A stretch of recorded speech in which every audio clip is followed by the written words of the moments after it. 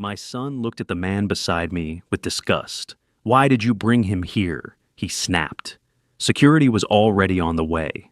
The gift I had saved for over months now lay thrown away in the trash. He thought he was protecting his future. He had no idea what he had just destroyed. Everything he trusted was beginning to collapse. I truly appreciate you taking a moment to listen. If you're here, it probably means that opening scene struck something personal. Take a second and comment where you're watching from. I read everyone. And tell me, what would you have done if you were in that lobby watching someone be judged before a word was spoken? That question sits at the heart of this story. Just to clarify, some details are shaped for narrative and learning purposes. Any resemblance to real individuals or settings is unintended, though the message itself is meant to be meaningful. It started on a Tuesday, the kind of Tuesday that feels heavy before it even begins. I counted the coins on my kitchen table 3 times, $7.40. That was all I had left until my pension check came in next week. I am 69 years old. My hands are rough, covered in calluses from 40 years of laying railroad tracks, and my knees pop every time I stand up. I don't have much. I sold my truck 2 years ago to help pay for my son Terrence's student loans. I sold the family farm 5 years ago to pay off a gambling debt he swore was a mistake. Now I live in a small rental on the south side, and I take the bus. But today was special. It was Terrence's 35th birthday. In my pocket, wrapped in a brown paper bag because I couldn't afford fancy wrapping paper, was my father's watch. It was a vintage piece, gold-plated, timeless. It had stopped working years ago, but I had spent the last of my savings to get the gears fixed and the glass polished. It was the only thing of value I had left to give. I put on my best suit. It was charcoal gray, bought 10 years ago for a funeral. It was a little tight around the middle now, and the cuffs were fraying, but it was clean. I polished my work boots until they shone as best they could. I wanted to look dignified when I walked into my son's law firm. I walked to the bus stop. The humidity was already rising, making my shirt stick to my back. When the bus arrived, it was crowded. I squeezed in, holding the rail, trying to protect the watch in my pocket. That was when I saw him. In the back of the bus, there was an older white man. He looked older than me, maybe 75. He was wearing a trench coat that had seen better decades, stained with coffee and mud. His hair was a wild mess of gray, and he had a beard that hid half his face. He was muttering to himself, clutching a plastic bag. 3 teenagers were sitting near him, laughing. One of them, a boy with a cruel smile, kicked the man's foot. "Hey, old man," the boy sneered. "You smell like a wet dog. Get off the bus before we throw you off." The old man didn't look up. He just pulled his coat tighter around himself. The other passengers looked away. They stared at their phones. They stared at the floor. Nobody wanted to get involved. Nobody wanted to touch the trouble. I felt that familiar heat rise in my chest. It was the same heat I felt when I worked the rails, when supervisors would talk down to us like we were mules. I couldn't stand a bully. I pushed past a woman with a stroller and stood between the teenagers and the old man. I am not a big man, but 40 years of swinging a sledgehammer leaves a mark on your posture. I looked the boy in the eye. "That is enough," I said. My voice was low, steady. "Leave him alone." The boy stood up, chest puffed out. "Or what, Grandpa, you gonna make me?" I didn't blink. I stepped closer. "Yes, I am." The bus driver looked in the rearview mirror and shouted, "Hey, settle down back there or everyone walks." The boy scoffed, looked at his friends, and sat back down, muttering curses. I turned to the old man. "Are you all right?" I asked. He looked up at me. His eyes were surprising. They were a piercing blue, sharp alert. They didn't look like the eyes of a confused man. They looked like the eyes of a hawk scanning a field. "I am fine," he said. His voice was raspy. "Just forgot my wallet. Driver says I gotta pay or get off at the next stop." I looked at the driver. He was watching us. $2, the driver said. "Or he walks." I touched the coins in my pocket. $7.40. That was my lunch and dinner for the next 3 days. But I looked at the old man's worn-out shoes. I pulled out the coins. $2. I dropped them into the fare box. "He stays," I said. The old man looked at the coins, then at me. "You didn't have to do that," he said. I shrugged. We all need a hand sometimes. I sat down next to him. The rest of the ride was quiet. When my stop came up the downtown financial district, I stood up. To my surprise, the old man stood up too. "Are you following me?" I asked as we stepped onto the pavement. The city noise was loud horns, honking people rushing in expensive suits. The old man adjusted his dirty coat. "Maybe," he said. "Where are you going?" I pointed to the gleaming glass tower across the street. The Banks and Associates law firm. My son works there. He is a partner. Or he is about to be. The old man smiled, a crooked, yellow-toothed smile. A lawyer, huh? Fancy. I am going that way too. Mind if I tag along? I hesitated. I didn't want to be rude, but I also knew how Terrence was. Terrence cared about image. He cared about appearances. Walking in with me in my frayed suit was already a risk. Walking in with a man who looked like he slept in a dumpster was asking for trouble. Look, I said gently. My son, he is a busy man. This is a high-end place. The old man laughed, a dry cackling sound. I know what it is. Don't worry, Luther. I won't embarrass you. I just want to see the inside. I haven't been in a building like that in years. I don't know why I agreed. Maybe it was the loneliness I sensed in him. Maybe it was because I knew what it felt like to be shut out of places because of how you looked. All right, I said. But you stay in the lobby. My name is Jeremiah, by the way, he said, extending a grimy hand. I shook it. Luther. We walked into the building. The air conditioning hit us like a wall of ice. The floors were marble polished, so clean you could see your reflection. Men in $1,000 suits walked briskly, talking into headsets. I felt small. I always felt small here. I walked to the reception desk. The young woman behind the counter looked up. Her eyes scanned my old suit, then darted to Jeremiah standing a few feet away, looking at a sculpture like he was appraising it. Can I help you? She asked, her tone icy. She didn't smile. I cleared my throat. I am here to see Terrence Banks. I am his father. She typed something into her computer, looking skeptical. Mr. Banks is extremely busy today. He has a very important meeting with a VIP client. He explicitly said no interruptions. I know, I said. It is his birthday. I just want to drop this off. I held up the paper bag. She sighed, reaching for the phone. I will let him know you are here, but you cannot bring him. She pointed a manicured finger at Jeremiah. He has to wait outside. Jeremiah turned around. I am with him, he said. His voice had changed. It wasn't the raspy voice of a beggar anymore. It was firmer. The receptionist narrowed her eyes. Sir, this is a private building. If you are not a client, you need to leave. Just then, the elevator doors pinged open. Terrence stepped out. He looked magnificent. He was wearing a navy blue custom suit, a silk tie, and a watch that probably cost more than my house. He was laughing with a colleague, looking confident, powerful. My heart swelled with pride. That was my boy. That was the boy I had worked double shifts for. Terrence, I called out. He froze. The smile vanished from his face instantly. He looked at me, and then he looked at Jeremiah.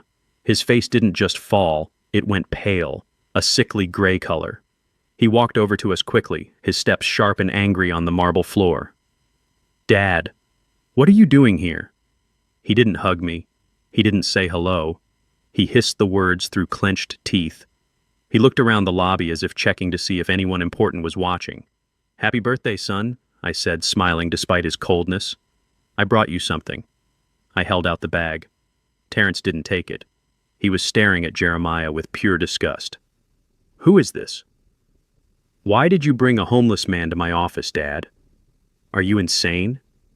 He is a friend, I said, feeling my face heat up. I met him on the bus. He just wanted to see the building. The bus, Terrence repeated the word like it was a disease. You took the bus here, and you picked up a stray dad. I have the most important meeting of my life in 20 minutes. The Stone Group is coming. If they see this circus, I could lose everything. He isn't a circus, I said, my voice hardening. He is a human being, and I am your father. I just wanted to give you this. I pressed the bag into his chest. He grabbed it, not to hold it, but to get it away from me. He crumpled the top of the bag. I don't have time for this, Terrence snapped. He turned to the security guard who was hovering nearby. Earl, get this man out of here, he pointed at Jeremiah. And Dad, you need to go, now. Go out the back exit so clients don't see you. The back exit, like I was trash, like I was dirty laundry. I felt a pain in my chest that had nothing to do with my heart and everything to do with heartbreak. Terrence, it is your grandfather's watch. I fixed it. I don't want your old junk, Dad, Terrence shouted. The lobby went silent. Everyone was looking. I don't want your dusty secondhand memories. I am trying to build a future here and you are dragging me back into the dirt. Just leave. He threw the paper bag. He didn't hand it back. He didn't put it down. He threw it. It hit the side of a metal trash can with a heavy thud. The sound of the glass cracking inside broke something in me too. Terrence turned his back on me and stormed toward the elevators. I stood there frozen. I wanted to yell. I wanted to grab him and shake him, but I was paralyzed by the shame of it. Then I saw movement. Jeremiah walked over to the trash can. He reached in and pulled out the bag. He opened it and took out the watch. The glass face was cracked down the middle. He looked at it for a long moment, then he looked at me. The look in his eyes had changed completely. The cloudy, wandering look of the old man on the bus was gone. In its place was something sharp, cold, and terrifyingly intelligent. It was the look of a predator who had just spotted prey.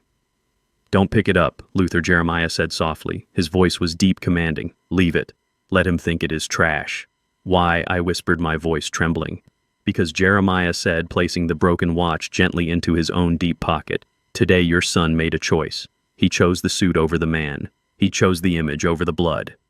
And I am going to make sure he understands the cost of that choice." I didn't understand what he meant. I was too busy trying not to cry in the middle of the lobby. My phone buzzed in my pocket. I pulled it out. It was a text message, not from Terrence. From his wife, my daughter-in-law, Courtney. The message read, "Terrence just texted me. He is furious. We talked about this, Luther. You are an embarrassment. We are putting the house on the market tomorrow. You have 3 days to get out. Don't bother coming to dinner tonight." I stared at the screen. The house. My house. The house I had signed over to Terrence 5 years ago because he said it would help with tax purposes, because he promised I could live there until I died. They were kicking me out. Jeremiah leaned over and looked at the screen. He read the message. A dark smile spread across his face, but it wasn't a happy smile. It was the smile of a general going to war. 3 days, Jeremiah murmured. That is plenty of time. Come on, Luther. We have work to do. He turned and walked toward the main doors, his ragged coat flapping behind him. He didn't look like a beggar anymore. He walked like he owned the pavement. And for the first time in my life, I was scared of what my son had unleashed. I put my phone in my pocket and followed him. I had nowhere else to go. The bus ride back to the south side felt longer than usual. My chest still ached from the way Terrence had looked at me in that lobby. It was a look of pure shame. Not shame for his actions, but shame for my existence. I got off at the corner and walked toward the small bungalow that had been my sanctuary for 40 years. It was the house where my wife Etta took her last breath. It was the house where I bandaged Terrence S. scraped knees and taught him how to tie a tie. But as I turned the corner, my stomach dropped. A sleek silver sedan was parked in the driveway. The front door was wide open. I ran. My bad knee protested with every step, but I ignored the pain. I burst through the front door, breathless and sweating. Inside the living room looked different. My old comfortable recliner was pushed against the wall. The family photos that had lined the mantelpiece were face down on the table. Standing in the center of the room was a woman with a laser tape measure. Next to her, holding a clipboard, was my daughter-in-law, Courtney. Courtney did not look up when I entered. She was pointing at the crown molding and saying something about open concepts and natural light. She was wearing a white pantsuit that looked like it would stain if you even breathed on it wrong. Her blonde hair was pulled back in a tight bun that pulled her face into a permanent sneer. "What are you doing?" I asked. My voice was loud, filling the small room. "Why are you moving my furniture?" Courtney finally turned her head. She looked at me the way one looks at a stain on a carpet. "Oh, you are here." She checked her diamond-encrusted watch. "You are early. We expected you to still be embarrassing your son at his office." I stepped forward, my hands shaking. "This is my house, Courtney. Get out." The woman with the tape measure looked uncomfortable. She lowered her device. "Mrs. Banks, maybe I should come back another time." "No, stay." Courtney's voice was sharp like breaking glass. "We are on a tight schedule. This will only take a minute." She turned her cold blue eyes back to me. "Luther, let us be clear about one thing. This is not your house. This house belongs to Terrence. And Terrence has decided to liquidate his assets. That means we are selling. Today. Selling." I repeated the word, feeling the air leave my lungs. "You cannot sell it. Terrence promised me." Courtney laughed. It was a dry, humorless sound. "Promises do not hold up in court, Luther. Deeds do. Titles do. And the title says Terrence Banks. You are just a guest who has overstayed his welcome." She turned back to the realtor. "Ignore him. He is leaving. Measure the kitchen next. I want to see if we can knock down that wall to create a breakfast nook." I stood there frozen as she dismissed me. She was talking about destroying the wall where Etta had marked Terrence S. height every year until he was 18. She was talking about erasing my life. I am not leaving, I said. I sat down on my recliner. I planted my feet. I am not going anywhere. Courtney sighed a long, dramatic exhale of annoyance. She pulled her phone from her pocket. Do not make this difficult, old man. You are making a scene. I am making a scene, I shouted, slamming my hand on the armrest. 5 years ago, your husband came to me crying. He was in trouble. He had messed up a case. He was going to be sued for malpractice. He needed assets to hide. He needed to show he had collateral for a loan to pay off the settlement. He begged me, Courtney. He got on his knees in this very room and begged me to sign the deed over to him. I looked at the realtor, who was now backing away toward the door. Tell her, I said, pointing at the stranger. Tell her why I signed. He promised me it was just on paper. He promised me I would live here until they carried me out in a box. He said, Dad, you saved me, and I will protect you forever. That was his promise. Protection. Courtney rolled her eyes. That was 5 years ago. Markets change. Situations change. Terrence needs the liquidity. He has debt, Luther. Real debt. Not the petty cash you worry about. This house is the only thing of value he has left that is not leveraged to the hilt. We are selling it. And you are leaving. She walked over to me, her heels clicking on the hardwood floor my wife had polished every Sunday. Look at you, she spat.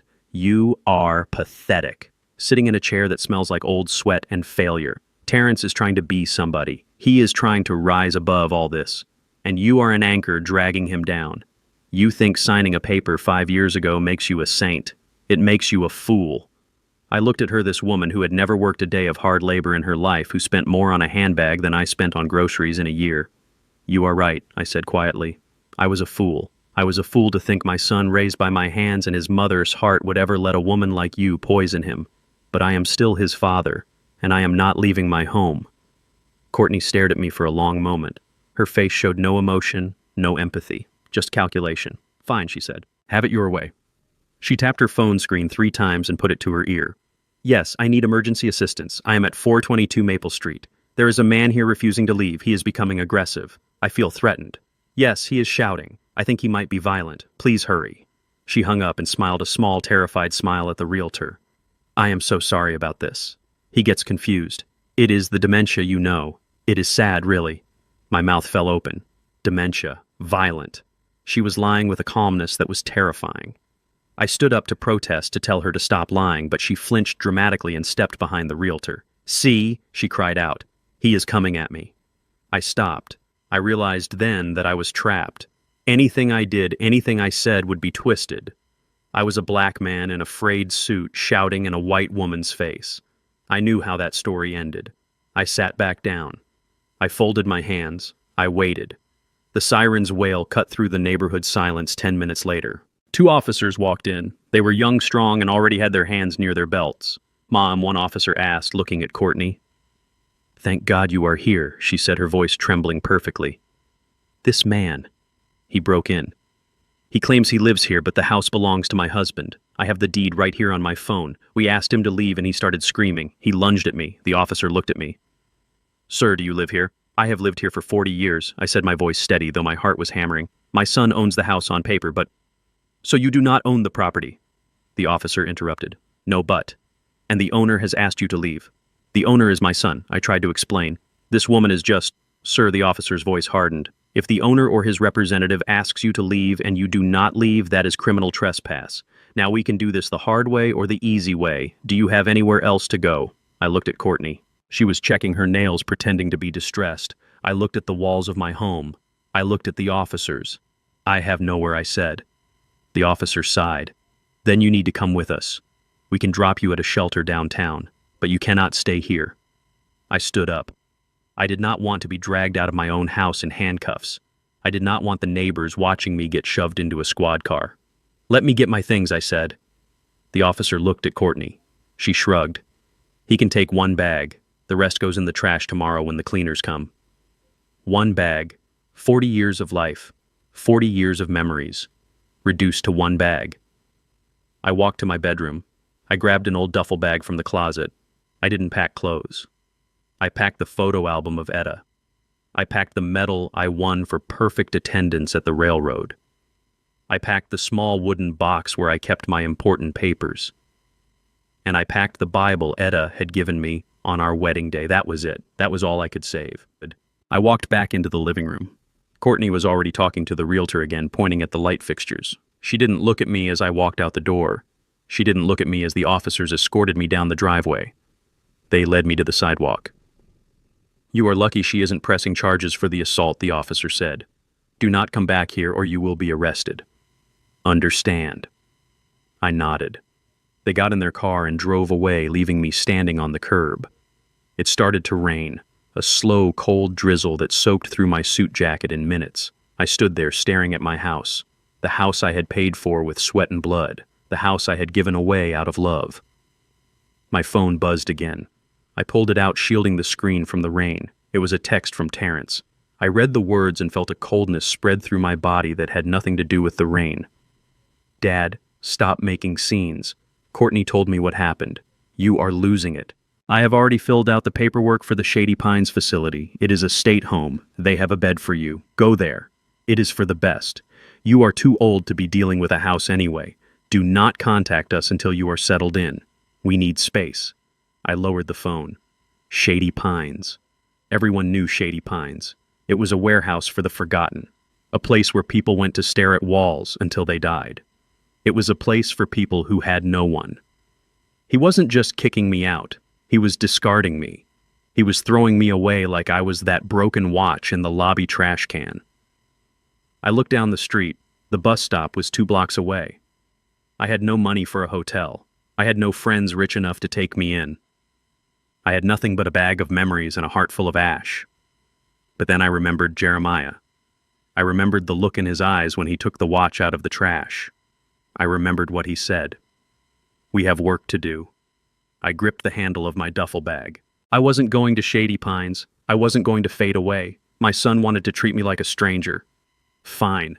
I would show him what a stranger could do. I turned my back on my house and started walking into the rain. I had a meeting to get to. The rain did not let up. It felt personal now, like the sky was trying to wash me off the pavement. I found a bench under a large oak tree in Centennial Park. It was the only dry spot I could find. My knees were throbbing with a dull ache that radiated up my thighs. I hugged my duffel bag to my chest, trying to keep the photo album inside dry. It was cold, a bone-deep cold that settled into your marrow and refused to leave.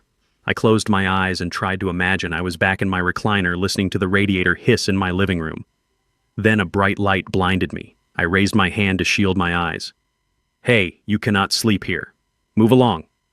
The voice was harsh and authoritative. I squinted into the light. It was a private security guard. He looked young, maybe 20 years old. He was wearing a thick waterproof jacket and warm boots. He looked comfortable. "I am not sleeping, son," I said, my voice raspy from the damp air. "I am just resting my legs. I worked 40 years on the railroad. I have earned a minute to sit." The guard did not lower the flashlight. "I do not care what you did. Park closes at dusk. No loitering. No vagrants. We have had complaints about the homeless harassing people." I stood up slowly, my joints popping audibly. "I am not a vagrant. I am a taxpayer. I have lived in this city my whole life. I built the tracks you ride into town on."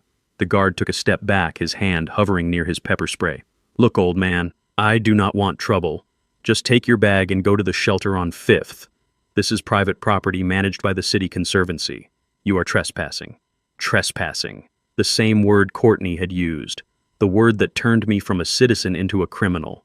I looked at the guard. I saw the fear and disgust in his eyes. He did not see a man. He saw a problem to be removed. "I understand," I said quietly. "I am leaving." I walked out of the park, the rain immediately soaking my hair and running down my neck. I felt a shame so deep it burned. I had worked my hands to the bone since I was 16. I had never asked for a handout. I had never broken a law. And here I was being chased out of a public park like a stray dog. I walked block after block. The city lights blurred through the rain. I was invisible. I was a ghost haunting the streets I used to walk with my head held high. "Luther." The voice came from the shadows of an alleyway. I stopped, gripping my bag tight. I turned around, ready to fight or run. A figure stepped out from under a broken awning. It was Jeremiah. He was still wearing that filthy trench coat, but he was holding a large black umbrella that looked brand new. "You look like a drowned rat, Luther," he said. I wiped the water from my eyes. "I have nowhere to go, Jeremiah. They kicked me out. My own son kicked me out." "I know," Jeremiah said. "I saw the text. Come on, you cannot stay out here. You will catch pneumonia and die, and that would be too easy for them." He started walking briskly down the street. I hesitated. "Where are we going?" "The shelter is the other way." "We are not going to a shelter," Jeremiah called back over his shoulder. "We are going to my place." I followed him. We walked for 20 minutes, leaving the nice part of the city behind. We entered the industrial district where the warehouses were boarded up and the street lights were broken. The smell of old grease and river water hung in the air. Jeremiah stopped in front of a building that looked like it had been condemned in the 90s. The windows were boarded up with plywood. Graffiti covered the brick walls. The front door was rusted steel covered in warning stickers. "Here we are," Jeremiah said. I looked at the building and then at him. "Jeremiah, I appreciate the offer, but I do not think I can sleep in a squat. My back cannot take the concrete floor." Jeremiah chuckled. It was a low rumble. "Do not judge a book by its cover, Luther. You of all people should know that." He walked up to the rusted door. He didn't pull a key. He reached into his dirty coat and pulled out a sleek black card. He tapped it against a panel hidden behind a loose brick. There was a mechanical whirring sound and the heavy steel door clicked open. I stared at him. He winked and held the door open. "After you." I stepped inside. The air changed instantly. It was warm. It smelled of cedar and expensive leather. I was standing in a small vestibule with a private elevator. The walls were lined with polished steel. Jeremiah walked past me and pressed his thumb against a scanner next to the elevator. The doors slid open silently. We stepped in and he pressed the button for the top floor. When the doors opened again, I gasped. We were in a penthouse. But not just any penthouse. It was a fortress of luxury. Floor-to-ceiling windows looked out over the rain-soaked city. But from here, the city looked like a jewel box. The floors were mahogany. There were leather sofas that looked like they cost more than my lifetime earnings. A massive fireplace crackled in the corner. Jeremiah took off his wet trench coat and threw it on the floor. Underneath, he was wearing a suit that made my son's clothes look cheap. He walked to a bar in the corner and poured 2 glasses of amber liquid. "Welcome to the Lioness Den," he said, handing me a glass. "Drink up. It will warm your bones." I took the glass, my hand shaking. "Jeremiah, who are you? You look like a bum on the street, but you live like a king." Before I tell you who he really was, pause for just a moment. If you're still here with me, type "still here" in the comments, so I know you're watching this unfold with me. What comes next changes the direction of everything you've heard so far. And a quick note before we continue the next part includes some narrative elements shaped for storytelling and reflection. Certain details may be fictionalized, and if this isn't for you, you're welcome to stop watching here. Jeremiah took a sip and sighed. "I am a man who got tired of the lies, Luther. I am Jeremiah Stone. I own Stone Industries, real estate, tech, shipping. If it makes money in this city, I probably have a hand in it." "The Stone Group," I whispered. "My son. He was waiting for you today. You were the VIP client." Jeremiah nodded. "I was. But I wanted to see who I was doing business with. I wanted to see the man, not the resume." He gestured for me to sit. I sank into the leather sofa. It was soft and supportive. "Why the disguise?" I asked. "Why the bus?" Jeremiah sat opposite me. 5 years ago, my children tried to have me committed. I have 3 of them. 2 sons and a daughter. They claimed I was losing my mind. They said I was making reckless decisions. They filed for conservatorship. They wanted control of the empire I built. He swirled his drink, his blue eyes darkening. They did not know that I retained the best lawyers in the country. I fought them. I won. But it broke me, Luther. To look across a courtroom and see your own blood lying to a judge just so they could get their hands on your checkbook. It kills something inside you. I nodded, feeling a lump in my throat. I know that feeling. After the trial, I disappeared. Jeremiah continued. I let everyone think I had become eccentric, reclusive. I started dressing like this. I started riding the bus. I wanted to see how people treated me when they thought I had nothing. It is an amazing filter, Luther. You see the true nature of people when they think you have no power to help them or hurt them. He pointed at me with his glass. Today you helped me. You did not know who I was. You had $7 to your name and you spent 2 of them on a stranger who smelled like garbage. That tells me everything I need to know about your character. And then I saw your son. Jeremiah S.'s face hardened. I saw how he looked at you. I saw him throw away a piece of his history because it did not match his office furniture. He is weak, Luther. He is hollow. But he is my son, I said softly. And that is why you are here, Jeremiah said. Why did you not sue him, Luther? He stole your house. He manipulated you. You could take him to court. I looked down at my hands. Because I changed his diapers, Jeremiah. Because I taught him to ride a bike. Because I promised his mother on her deathbed that I would always look out for him. Jeremiah leaned forward. And who is looking out for you? He put you on the street in the rain. He sent you to a place where people go to die. That is not a son. That is a predator. And predators only respect one thing: force. He stood up. Go shower, Luther. There are clothes in the guest room. They will fit you. We have a big day tomorrow. I did as he said. I stood under the hot water for a long time, washing away the dirt of the park and the shame of the eviction. I slept in a bed with sheets that felt like silk. For the first time in hours, I felt safe. But safety is an illusion when you are being hunted. I woke up the next morning to the smell of bacon and coffee. Sunlight streamed through the massive windows. For a second, I forgot where I was. Then it all came flooding back. I walked into the living area wearing the clean clothes Jeremiah had laid out, a soft cashmere sweater and slacks. Jeremiah was at the table reading a newspaper. Morning, Luther. Sleep well. Before I could answer, there was a buzzing sound from the console near the elevator. Jeremiah frowned and pressed a button. A video screen lit up showing the vestibule downstairs. A man in a cheap suit was standing there holding a tablet. Delivery for Luther Banks, the man said into the intercom. My blood ran cold.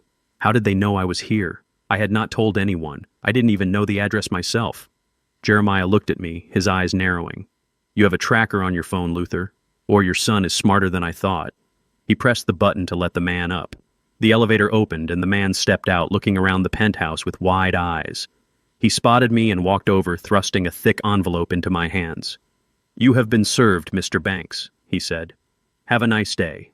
He left as quickly as he came. I opened the envelope.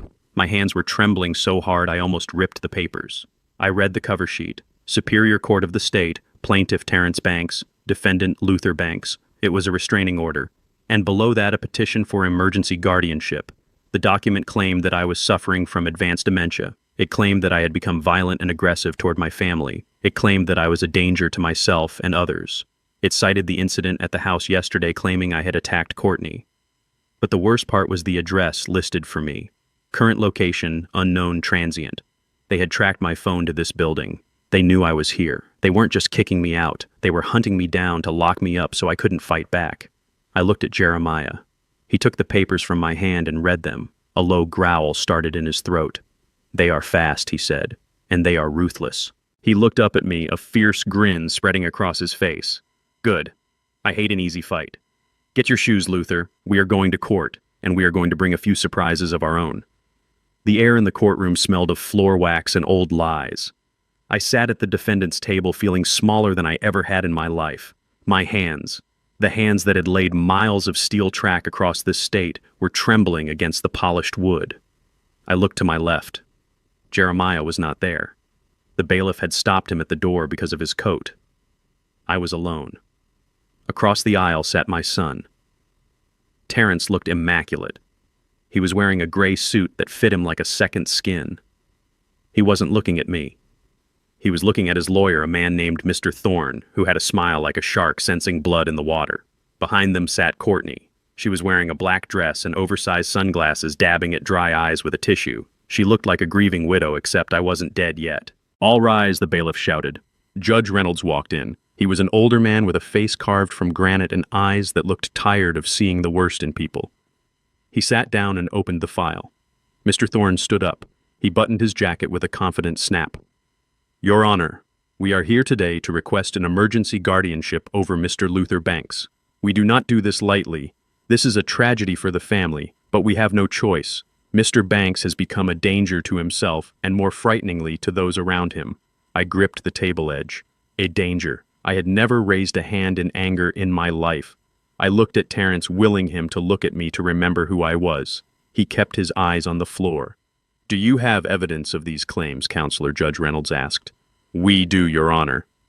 Mr. Thorne walked to the bench and handed over a thick file. "We have a sworn affidavit from Dr. Aris, a geriatric specialist. He examined Mr. Banks 3 months ago. His findings are conclusive.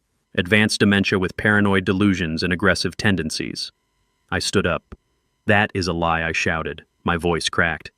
"I never met a Dr. Aris. I have never seen that man in my life." "Sit down, Mr. Banks," the judge said sharply. "You will have your turn."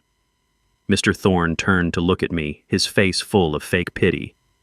"You see, Your Honor, the outbursts, the denial. It is classic symptomology.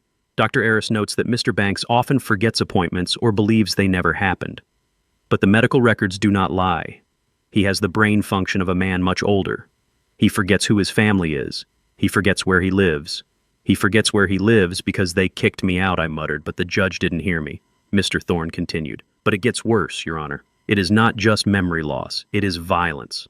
2 days ago, police were called to Mr. Banks's former residence. He had broken in and was threatening his daughter-in-law, Courtney Banks. We have the police report here." He held up another paper. Courtney let out a small, staged sob from the gallery. "He came at me," Courtney whispered loud enough for the room to hear. He had a look in his eyes. "I thought he was going to kill me." "Liar," I roared. I slammed my hand on the table. The bailiff took a step toward me, his hand on his belt. "I told you to get out of my house. You were stealing my home." Mr. Thorne shook his head sadly. "You see, Your Honor, he believes it is his house. He signed the deed over to his son 5 years ago. He has no memory of it. He is living in a fantasy world, and when reality intrudes, he becomes violent. We are asking for immediate placement in the Shady Pines Secure Facility, for his own safety." I felt like I was drowning. They had twisted everything. My generosity had become my sickness. My love had become my weakness. They had manufactured a medical history, a police record, a narrative so complete that even I was starting to question reality. Was I crazy? Did I imagine the betrayal? Then Terrence stood up. It was time for the performance of his life. He walked to the witness stand. He looked like a broken man. He looked like a son carrying the weight of the world. "State your name," the clerk said. "Terrence Banks," he said softly. "Mr. Banks, tell the court why you are doing this," Mr. Thorne asked gently. Terrence looked at me then. Tears welled up in his eyes. Real wet tears. He was a better actor than I ever gave him credit for. "I love my dad," Terrence said, his voice trembling. "He was my hero growing up. He worked so hard for us. But the man sitting there, that is not my father anymore." He wiped his eyes. It started small, forgetting keys, forgetting names. But then he started getting angry. He started accusing me of stealing from him. Me, his own son. He gave me the house years ago to protect his assets, but now he says I tricked him. He calls Courtney horrible names. Terrence took a deep breath. "I tried to care for him at home, but I can't anymore. I am afraid for my wife. I am afraid for my unborn children. I just want him to be safe. I want him to get the help he needs. Shady Pines is the best place for him. Please, Your Honor, help me help my father." The courtroom was silent. Even the court reporter looked moved. It was a masterpiece of betrayal. He had taken my dignity and set it on fire, warming his hands over the flames. I stood up again slowly. The lawyer Jeremiah had hired a public defender who looked like he hadn't slept in a week, tried to pull me down. "Sit down, Luther," he hissed. "You are making it worse." I shook him off. I looked at the judge. "Your Honor," I said. My voice was steady this time. "That man is lying. I do not have dementia. I have a broken heart. I signed that house over because he was in trouble. He promised me a home. Now he is selling it to pay debts he won't tell you about. This isn't about safety. It is about money." Mr. Thorne jumped up. "Objection. Relevance." "Sustained," the judge said. "Mr. Banks, do you have any medical evidence to refute Dr. Aris's report?" I froze. I didn't. I had nothing. I had a bag of clothes and a friend waiting outside. "No, Your Honor," I said. "Then I am inclined to grant the petition," the judge said, picking up his gavel. At that exact moment, the heavy oak doors at the back of the courtroom creaked open. A draft of cold air swept into the room. Everyone turned. Jeremiah stood there. He had gotten past the bailiff somehow. He was still wearing the filthy trench coat. His hair was still a wild mess. He looked like a stain on the pristine woodwork of the court. He walked down the center aisle, his boots clomping loudly on the floor. He didn't look at me. He looked straight at the bench. Terrence let out a short, incredulous laugh. He leaned over to Courtney. "Look at this," he whispered loudly. He brought his drinking buddy. "This is the circus I was talking about." Mr. Thorne stood up indignant. "Your Honor, who is this man? This is a closed hearing. Security should remove him." The bailiff moved to intercept Jeremiah. "Sir, you cannot be in here." Jeremiah stopped. He didn't say a word. He just reached up with a grimy hand and adjusted the lapel of his coat. He tapped his nose twice with his index finger, a slow, deliberate movement.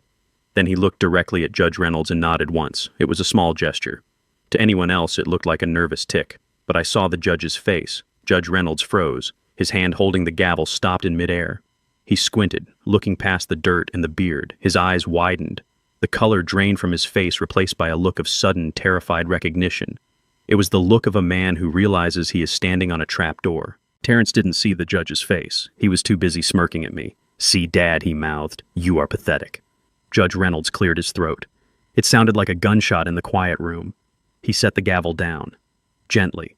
"Mr. Thorne," the judge said, his voice sounding tight. "I find that I need to review this medical evidence more thoroughly." Mr. Thorne looked confused.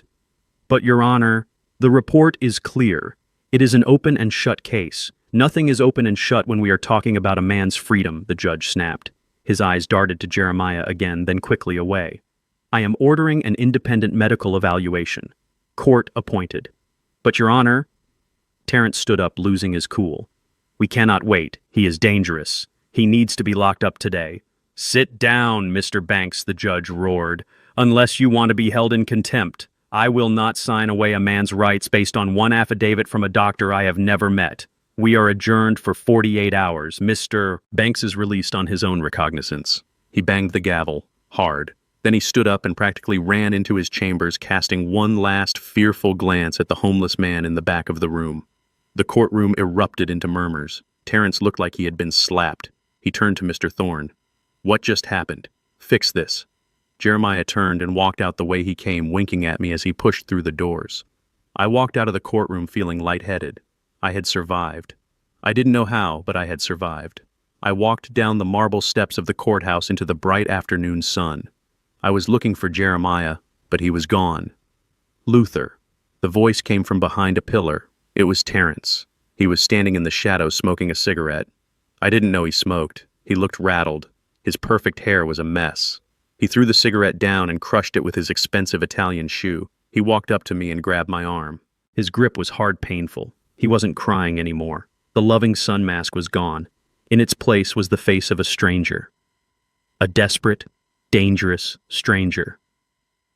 "You think this is funny?" he hissed, leaning close to my face. I could smell the stale tobacco and expensive mints on his breath. "You think bringing your bum friends to scare the judge buys you time? It buys you nothing." "Let go of me, Terrence," I said, trying to pull away. He tightened his grip. "Listen to me, old man. You are going to Shady Pines. You are going to sign those papers voluntarily tomorrow." Or what I asked, looking him in the eye. "Or accidents happen," Terrence whispered. His voice was cold flat. "Old men get confused. They walk into traffic. They fall downstairs. The city is a dangerous place, Dad, especially for someone with dementia." He smiled. It was the most terrifying thing I had ever seen.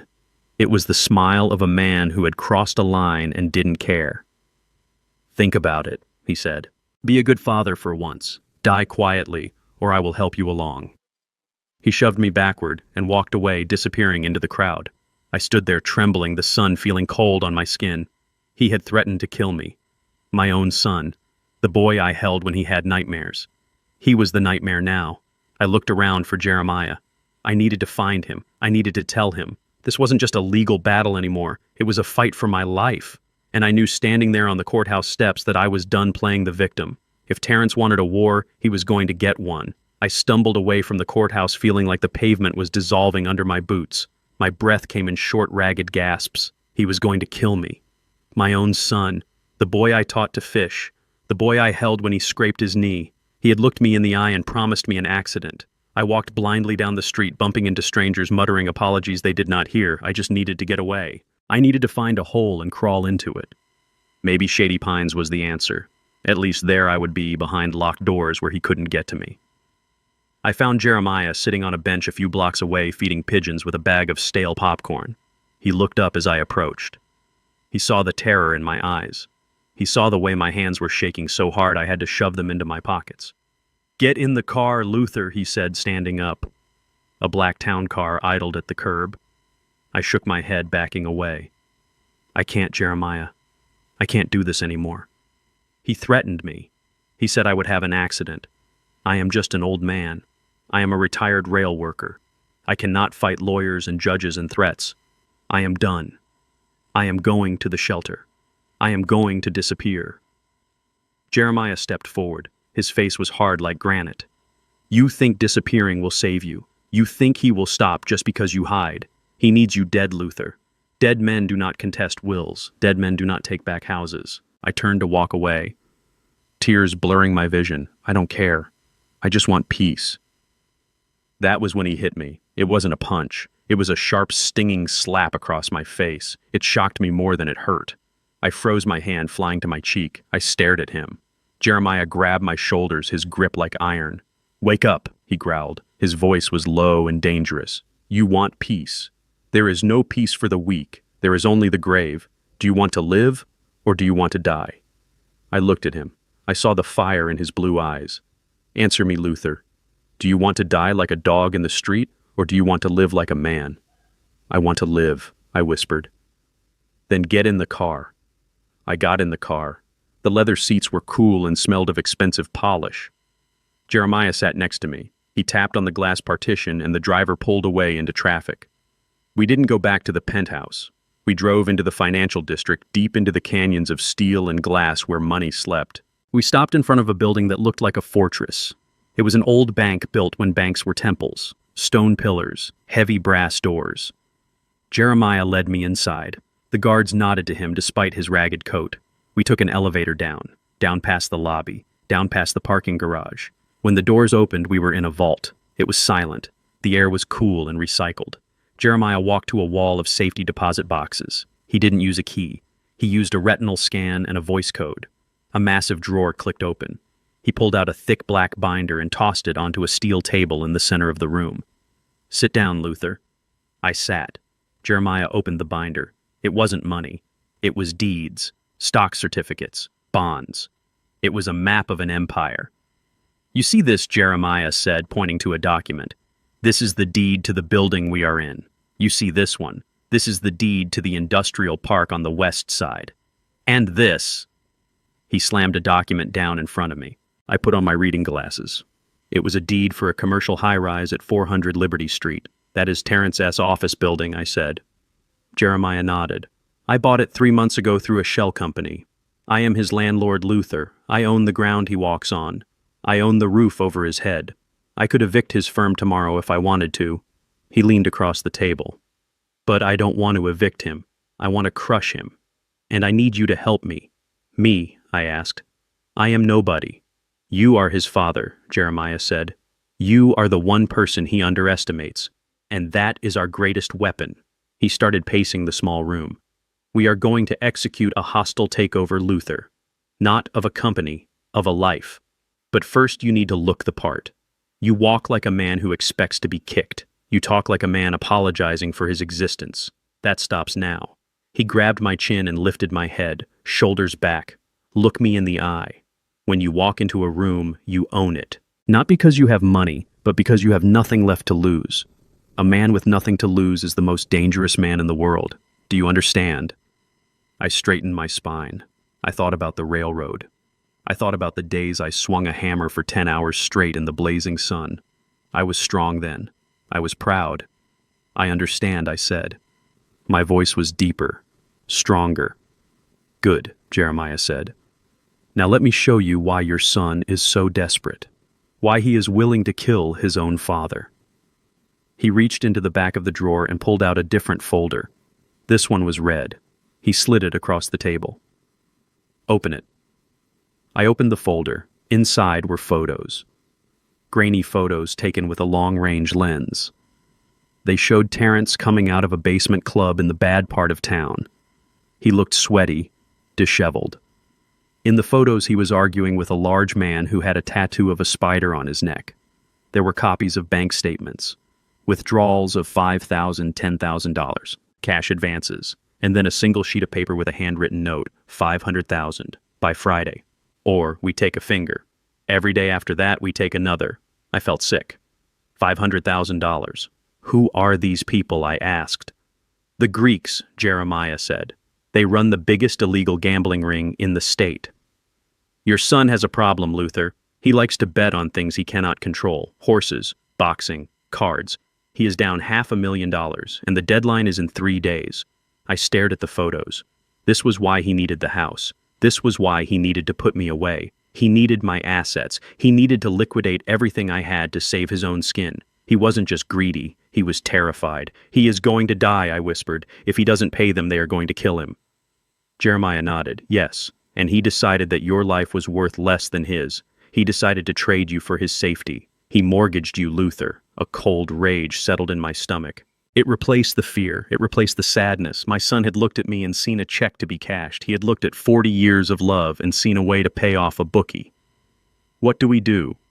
I asked. We buy the debt, Jeremiah said simply. I have already reached out to the Greeks. They do not care who pays as long as they get paid. I am buying his marker tomorrow. You are going to pay his debt, I asked, shocked. No, Jeremiah smiled a wolfish grin. I am going to become his collector.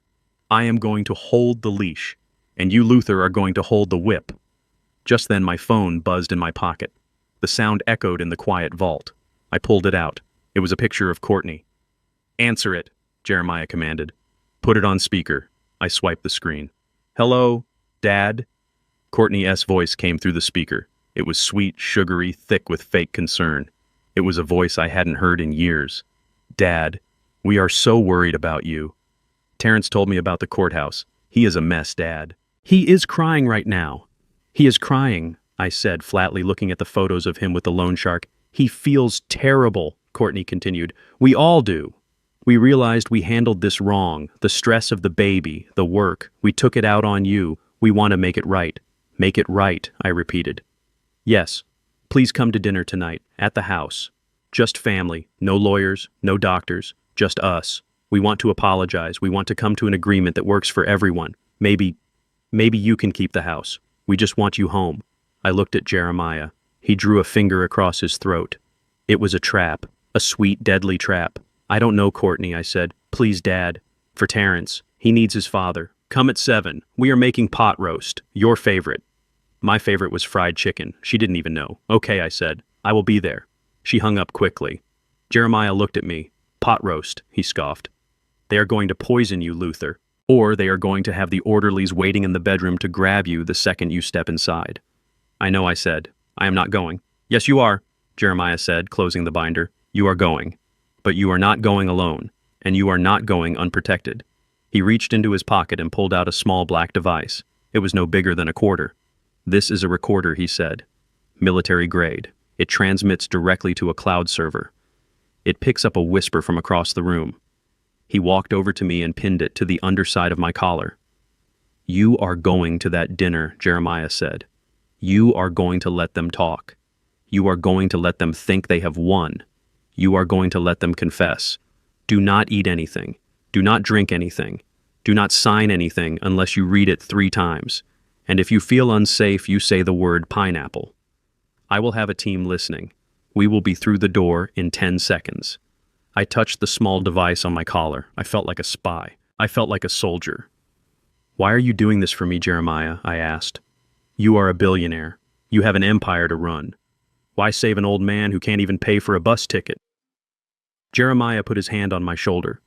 Because Luther, when my children came for me, I was alone. I had money, but I had no one. You are not alone. And I want to see the look on your son's face when he realizes he bet against the wrong man. He closed the vault door. The heavy steel bolt slid into place with a sound like a guillotine. Let us go get you ready, Jeremiah said. Tonight you are going to give the performance of your life. Tonight you are going to be the father who forgives. And then tomorrow you will be the judge who executes. I stood on the front porch of the house that I had paid for with 40 years of sweat. I smoothed down the expensive jacket Jeremiah had lent me. Underneath the collar, the small black recorder felt heavy against my skin like a second heart beating out of rhythm. I took a deep breath and knocked. The door swung open instantly. Courtney stood there. She wasn't wearing her usual power suit. She was wearing a floral apron over a modest dress. Her hair was down. She looked like a greeting card mother. "Dad," she said, her voice thick with emotion. "You came. Thank God." She threw her arms around me. The scent of her expensive perfume was overpowering. I stood stiffly, my arms at my sides. I wanted to push her away. I wanted to ask her why she had called the police on me 2 days ago. But I remembered Jeremiah S. instructions. Play the part, Luther. Be the confused, tired old man they want you to be. I patted her back awkwardly. "I just want to come home, Courtney," I said, my voice trembling slightly. "I know," she whispered, pulling back to wipe a tear that looked remarkably real. "Come in. Terrence is in the dining room." I walked inside. The house smelled of pot roast and floor wax. The dining table was set with the good china the set Etta had saved for Christmas dinners. Candles were flickering. Terrence was standing by the head of the table. He looked exhausted. His eyes were red-rimmed and his tie was loosened. When he saw me, he didn't look angry. He looked broken. "Dad," he said. He walked over and hugged me. It was a desperate, crushing hug. I could feel the tension in his frame. I could feel the tremor in his hands. "I am sorry, Dad," he mumbled into my shoulder. "I am so sorry. The stress, the baby. I lost my way." I looked at the wall over his shoulder. I saw the empty space where my picture used to hang. "It is okay, son," I said, lying through my teeth. "I know you did not mean those things at the courthouse." We sat down. Courtney served the food. It was pot roast, just like she said. It looked delicious, but my stomach was a knot of iron. Jeremiah had warned me, "Do not eat, do not drink." I pushed the meat around my plate with my fork. "Aren't you hungry?" Dad Terrence asked, watching me closely. "My stomach is a little upset," I said. "The stress, you know." "Of course," Courtney said soothingly. "Just relax. We are family here." They started talking. They talked about how hard things had been. They talked about how much they missed having me around. They spun a web of lies, so beautiful and sticky I almost wanted to get caught in it. They apologized for the police. They apologized for the locks. They blamed it on panic. They blamed it on confusion. "We just want you safe," Dad Terrence said, pouring himself a large glass of wine. "That is all we ever wanted. We thought the nursing home would be safer, but maybe we were wrong. Maybe you belong here with us." I looked at him. I saw the sweat beading on his forehead. I saw the way his leg bounced under the table. He wasn't talking about safety. He was talking about time. He had 3 days to pay the Greeks. He was running out of clock. I touched the recorder on my collar. "I miss this," I said softly. "I miss my family." "We missed you too," Courtney said. She reached across the table and squeezed my hand. Her palm was cold. Then came the turn, the moment the trap sprung. Terrence cleared his throat. He reached under his chair and pulled out a leather portfolio. He placed it on the table, moving the candle aside. "Dad, since you are moving back in, we need to make sure everything is handled correctly this time," he said. "We do not want any more misunderstandings with the police or the courts. We want to protect you." He opened the folder. Inside was a thick document stapled at the top. "What is this?" I asked, squinting at the paper. "It is a reconciliation agreement," Courtney said quickly. "It just says that we are all living together again and that Terrence will help you manage your affairs so you do not have to worry about bills or taxes. It is just a formality, Dad, a peace treaty." I put on my reading glasses. The words swam before my eyes. I didn't need to read it to know what it was. It was a power of attorney. It was a voluntary surrender of guardianship. It was a confession of incompetence. If I signed this, I was handing over my life, my bank accounts, and my freedom. I picked up the pen Terrence offered. My hand shook violently. I didn't have to fake the shaking much. The rage inside me was doing the work. "I cannot read this, son," I said, my voice quavering. "The print is too small. I do not understand these legal words." "You do not need to read it," Dad Terrence said, his voice tightening. "I read it. It is standard. It just lets me take care of you. Just sign on the line." I lowered the pen to the paper, then lifted it again. "Maybe I should show this to that lawyer I met," I said innocently. "Just to be sure." Terrence slammed his hand on the table. The wine glasses jumped. "No lawyers," he snapped. "We agreed, Dad. No lawyers, no doctors, just family. Why do you not trust me? I am your son." I looked at him. I saw the desperation bleeding through the mask. "I do trust you, Terry," I said, using his childhood nickname. "But I am scared. Scared of what Courtney asked, her voice sharp. Scared of making a mistake," I said, dropping the pen. It rolled across the table. I cannot sign this tonight. I need to sleep on it. The air in the room changed instantly. The warmth evaporated. The candle flame seemed to shrink. Terrence stood up. His chair scraped loudly against the floor. He walked around the table until he was standing over me. He loomed large, his shadow falling over my plate. "We do not have time for you to sleep on it," he hissed. "What do you mean?" I asked, shrinking back into my chair. "I mean, sign the damn paper, old man." Terrence Courtney warned, but he ignored her. He grabbed my shoulder, digging his fingers into my collarbone. "You think you have a choice. You have no choice. You are destitute. You are homeless. I am the only thing standing between you and the gutter. Now pick up the pen." I looked up at him. My eyes were wide with feigned terror, but inside I was memorizing every word for the recorder. "Why are you doing this, son?" I whimpered. "Because I need the money," Terrence shouted. He lost control. The dam broke. "I owe $500,000, Dad. Do you understand that? $500,000. If I do not get access to the equity in this house by tomorrow morning, they're going to kill me. They're going to cut me into pieces." I gasped. The confession. It was recorded. It was done. "You gambled it away," I whispered. "I tried to win it back." He screamed, shaking me. "I tried to fix it. But I need your signature. I need to sell this place. I need your pension. I need everything. Now sign the paper, or so help me God, I will break your hand and make you sign it." He shoved the pen into my hand. "I cannot," I cried. "My hand, it hurts. I cannot hold it. Use your thumb." Then he roared. He grabbed an ink pad from the portfolio. He flipped to the back page of the document. "Print your name," he ordered. I stared at the paper. This was the moment. Jeremiah had given me a small tin of wax earlier. He told me to rub it on my thumb before I went in. He said it would disrupt the ridges of the print, making it useless for legal identification, but to the naked eye it would look real. I had applied it in the car. I hesitated one last time, letting him see my fear. "Please, Terry," I begged. "Do not do this. Just do it," he yelled, grabbing my wrist. He smashed my thumb onto the ink pad, then forced it down onto the paper. He pressed hard, grinding my thumb into the line. "There," he said, pulling away. He looked at the smudge. It looked like a fingerprint. He smiled a wild, manic smile. "It is done." He snatched the paper away and handed it to Courtney. "Lock this in the safe," he ordered. "Tonight."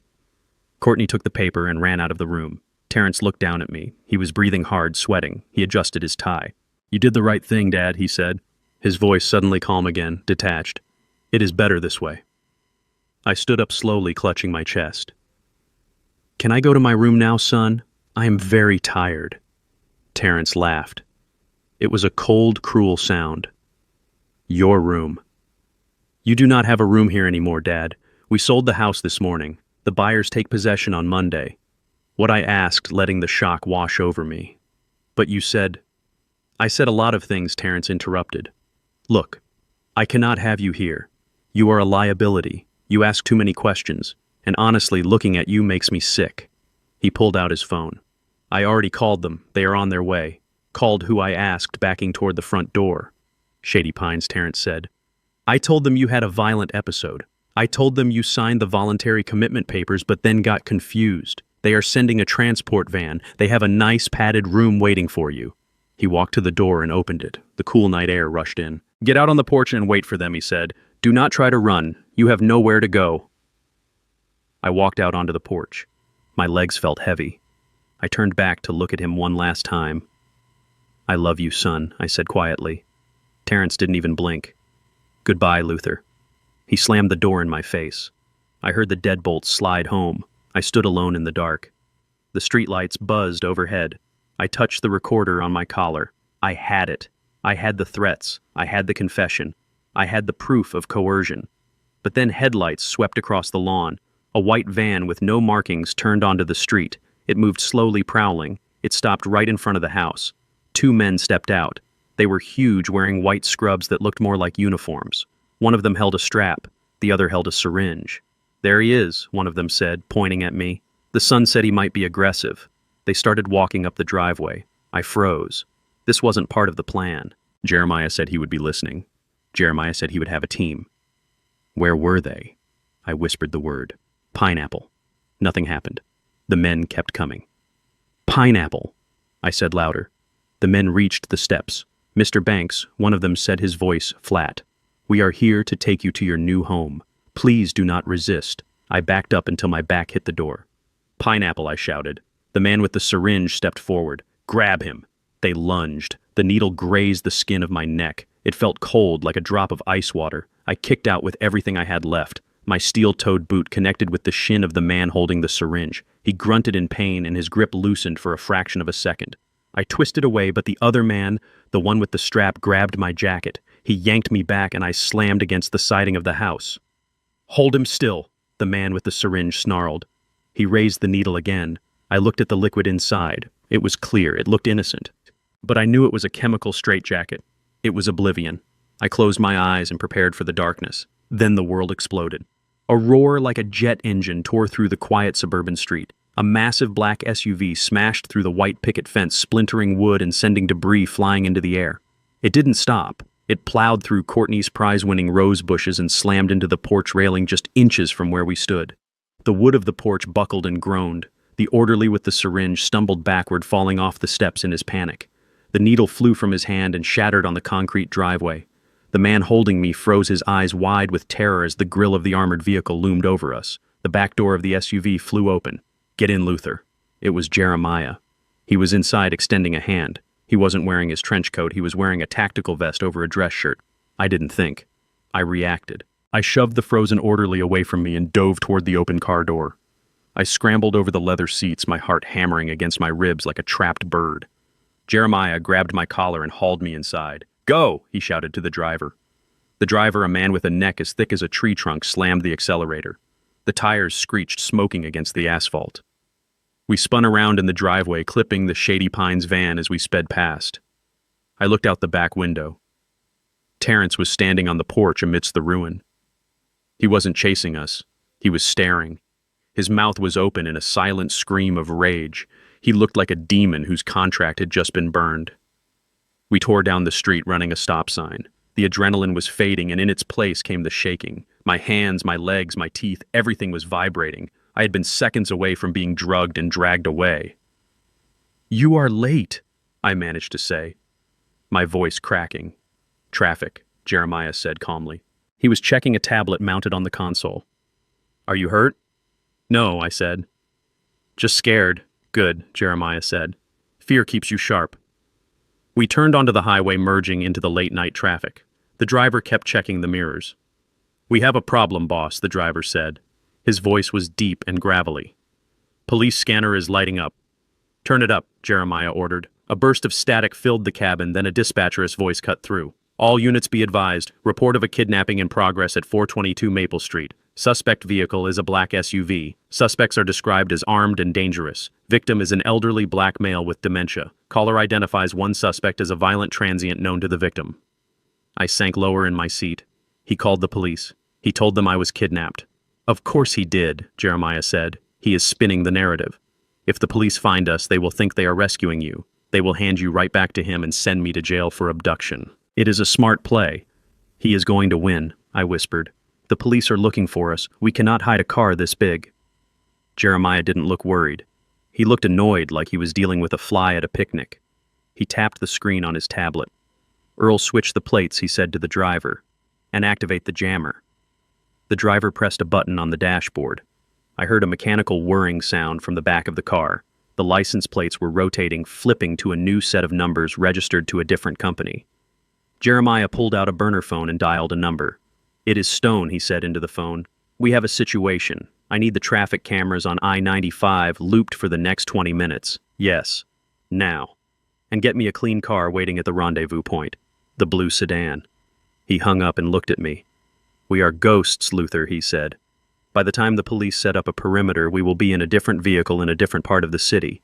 Your son is playing checkers. I am playing three-dimensional chess." We drove in silence for 10 minutes, taking exit ramps and back roads, moving through the city's veins like a virus. We switched cars in an underground parking garage, leaving the battered SUV behind. We got into a nondescript blue sedan that smelled of pine air freshener. Once we were safe on the highway again, heading away from the city center, the tension in the car shifted. It wasn't the frantic energy of the escape anymore. It was something heavier, darker. Jeremiah opened a compartment in the seatback and pulled out a bottle of water. He handed it to me. "Drink," he said. "You need to hydrate." I took a sip. The water felt good on my dry throat. Jeremiah picked up the black binder again, the one from the vault. He looked at me with an expression I couldn't read. It was a mix of pity and anger. "There is something else you need to know, Luther," he said. I shook my head. "I know about the gambling. I know about the debt. I know he tried to commit me to sell the house. What else could there be?" Jeremiah opened the binder to the back page. He hesitated, his finger tracing the edge of a document. "When I bought his debt from the Greeks, I got his full file," Jeremiah said. "The Greeks are meticulous record keepers. They make you sign contracts. They make you list your assets, your liquidity, your collateral." "I know," I said. "He listed the house." "He listed more than the house," Jeremiah said softly. He turned the document around so I could read it. It was a promissory note scrawled in Terrence S. handwriting. It was dated 2 weeks ago. I stared at the words. They didn't make sense at first. My brain refused to process them. Collateral primary. Real estate property located at 422 Maple Street. Collateral secondary. Life insurance policy, number 445920.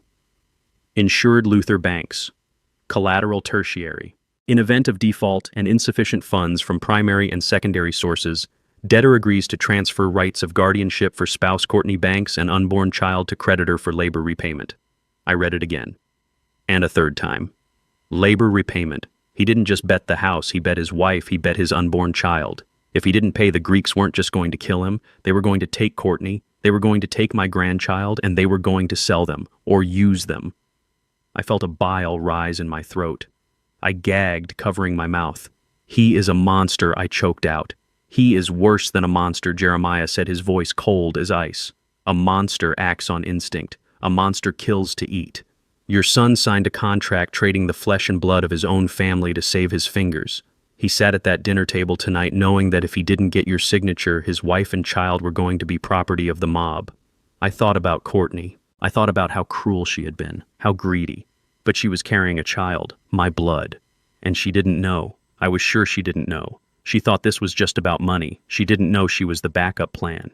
"We have to save them," I said. "Even Courtney. We have to save the baby." "We will," Jeremiah said, "but not by paying his debt. If we pay it, he learns nothing. And he will do it again. We save them by destroying him.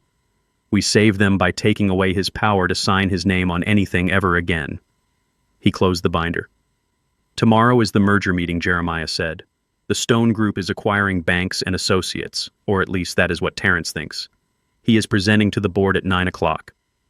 He thinks he is going to walk out of that room a partner, a millionaire, and a free man." Jeremiah looked at me. "He won't." "But I cannot go in there looking like this," I said, gesturing to my clothes. "I look like a victim. I look like a scared old man." Jeremiah smiled. That wolfish grin returned. "We are not going to the penthouse tonight, Luther. We are going to my tailor. He opens at midnight for special clients." We drove to a quiet street in the upscale district. A small shop with no sign had a light on in the back. An old Italian man opened the door. He didn't ask questions. He just started measuring. For the next 2 hours, I was poked and prodded. I was shaved. My hair was trimmed and oiled. My fingernails were manicured. Jeremiah picked out a suit. It was a deep midnight blue made of wool so fine it felt like water. The shirt was crisp white. The tie was silk, a deep crimson red. When I put it on and looked in the mirror, I didn't see the railroad worker.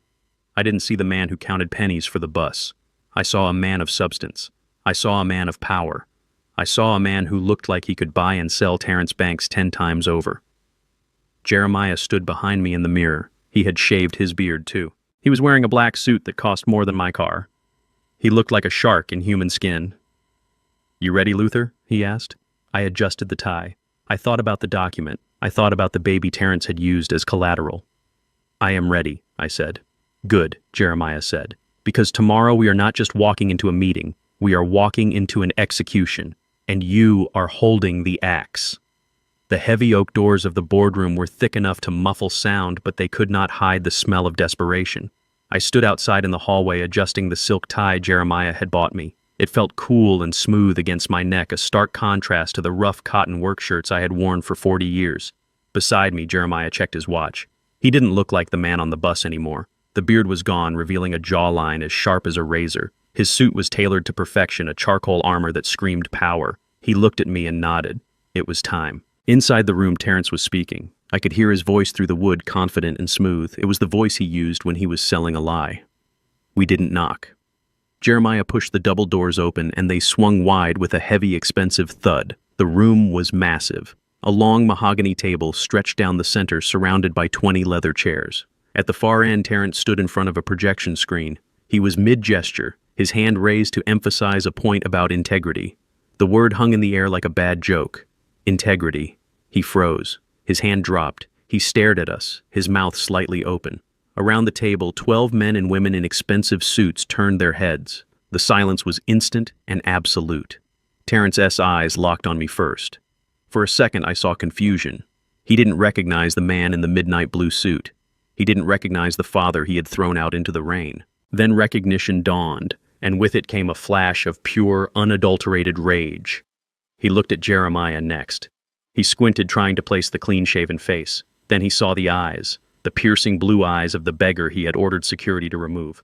"What is this?" Terrence snapped, his voice cracking slightly. He looked at the board members, then back at us. "This is a closed meeting. Security. Where is security?" He started walking toward us, his face flushing red. "You." He pointed a shaking finger at Jeremiah. "I told you to get out of my building. And Dad." He looked at me with disgust.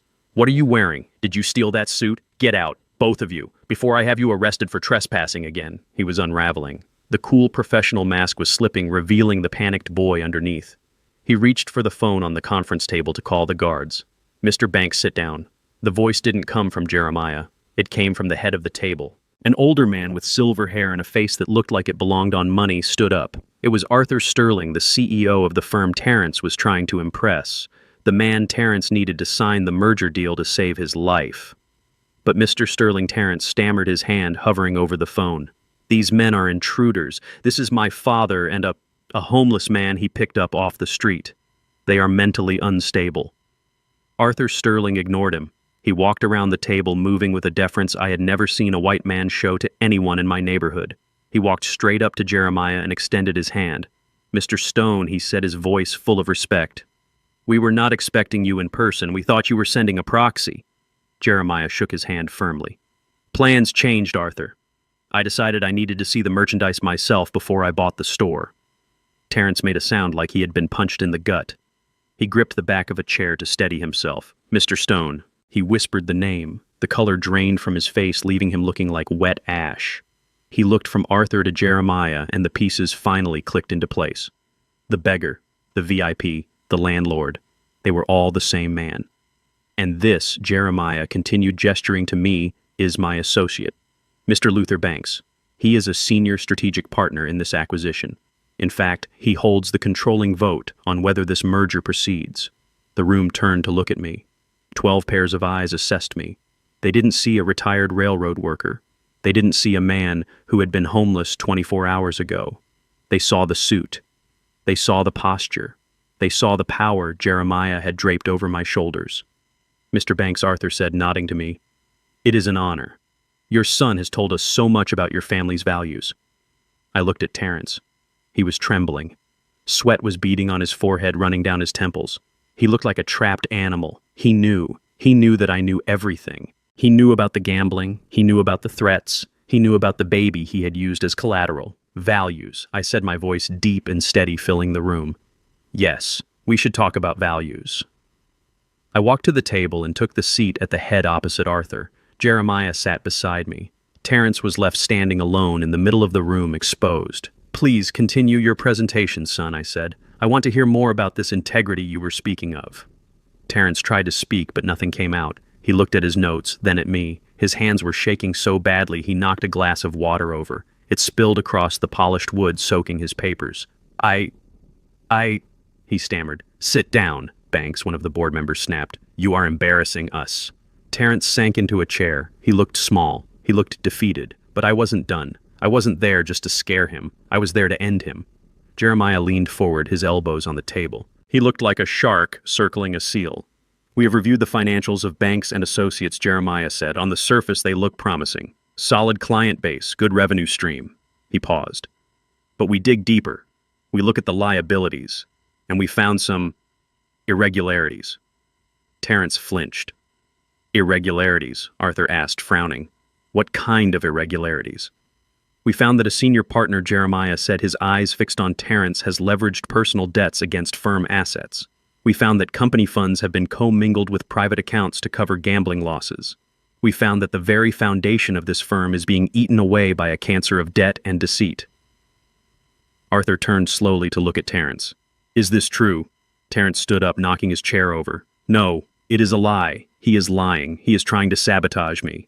I pulled the black binder from my briefcase. I slid it down the table toward Arthur. It is all in there, I said. The bank statements. The wire transfers to offshore accounts. The promissory notes signed with the firm as collateral. Arthur opened the binder. The room was silent except for the rustle of pages turning. Terrence watched the binder like it was a bomb. This is forgery, he shouted, his voice rising to a hysterical pitch. My father, he has dementia. He doesn't know what he is doing. He is being manipulated by this man. Arthur looked up from the binder. His face was cold. These are bank-certified records, Banks. These are not forgeries. You embezzled $300,000 from the client escrow account last month alone. Terrence looked at me. His eyes were pleading now. Dad, please, tell them. Tell them I am a good man. Tell them I did it for the family.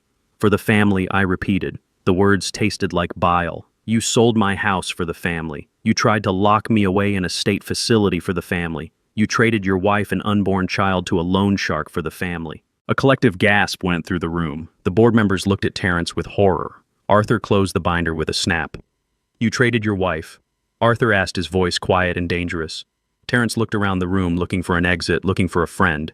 He found neither. It was just a loan, he whispered. I was going to pay it back. I just needed this merger. The bonus would have covered everything. Jeremiah stood up. He buttoned his jacket. The Stone Group does not do business with gamblers, Jeremiah said. And we certainly do not do business with men who sell their own blood to save their skin. He looked at me. Partner, what is your vote? I stood up. I looked at my son. I saw the boy I had raised buried under layers of greed and fear. I saw the monster he had become. And I knew what I had to do. I had to cut the cancer out before it killed anyone else. I vote no, I said. Jeremiah nodded. The merger is dead.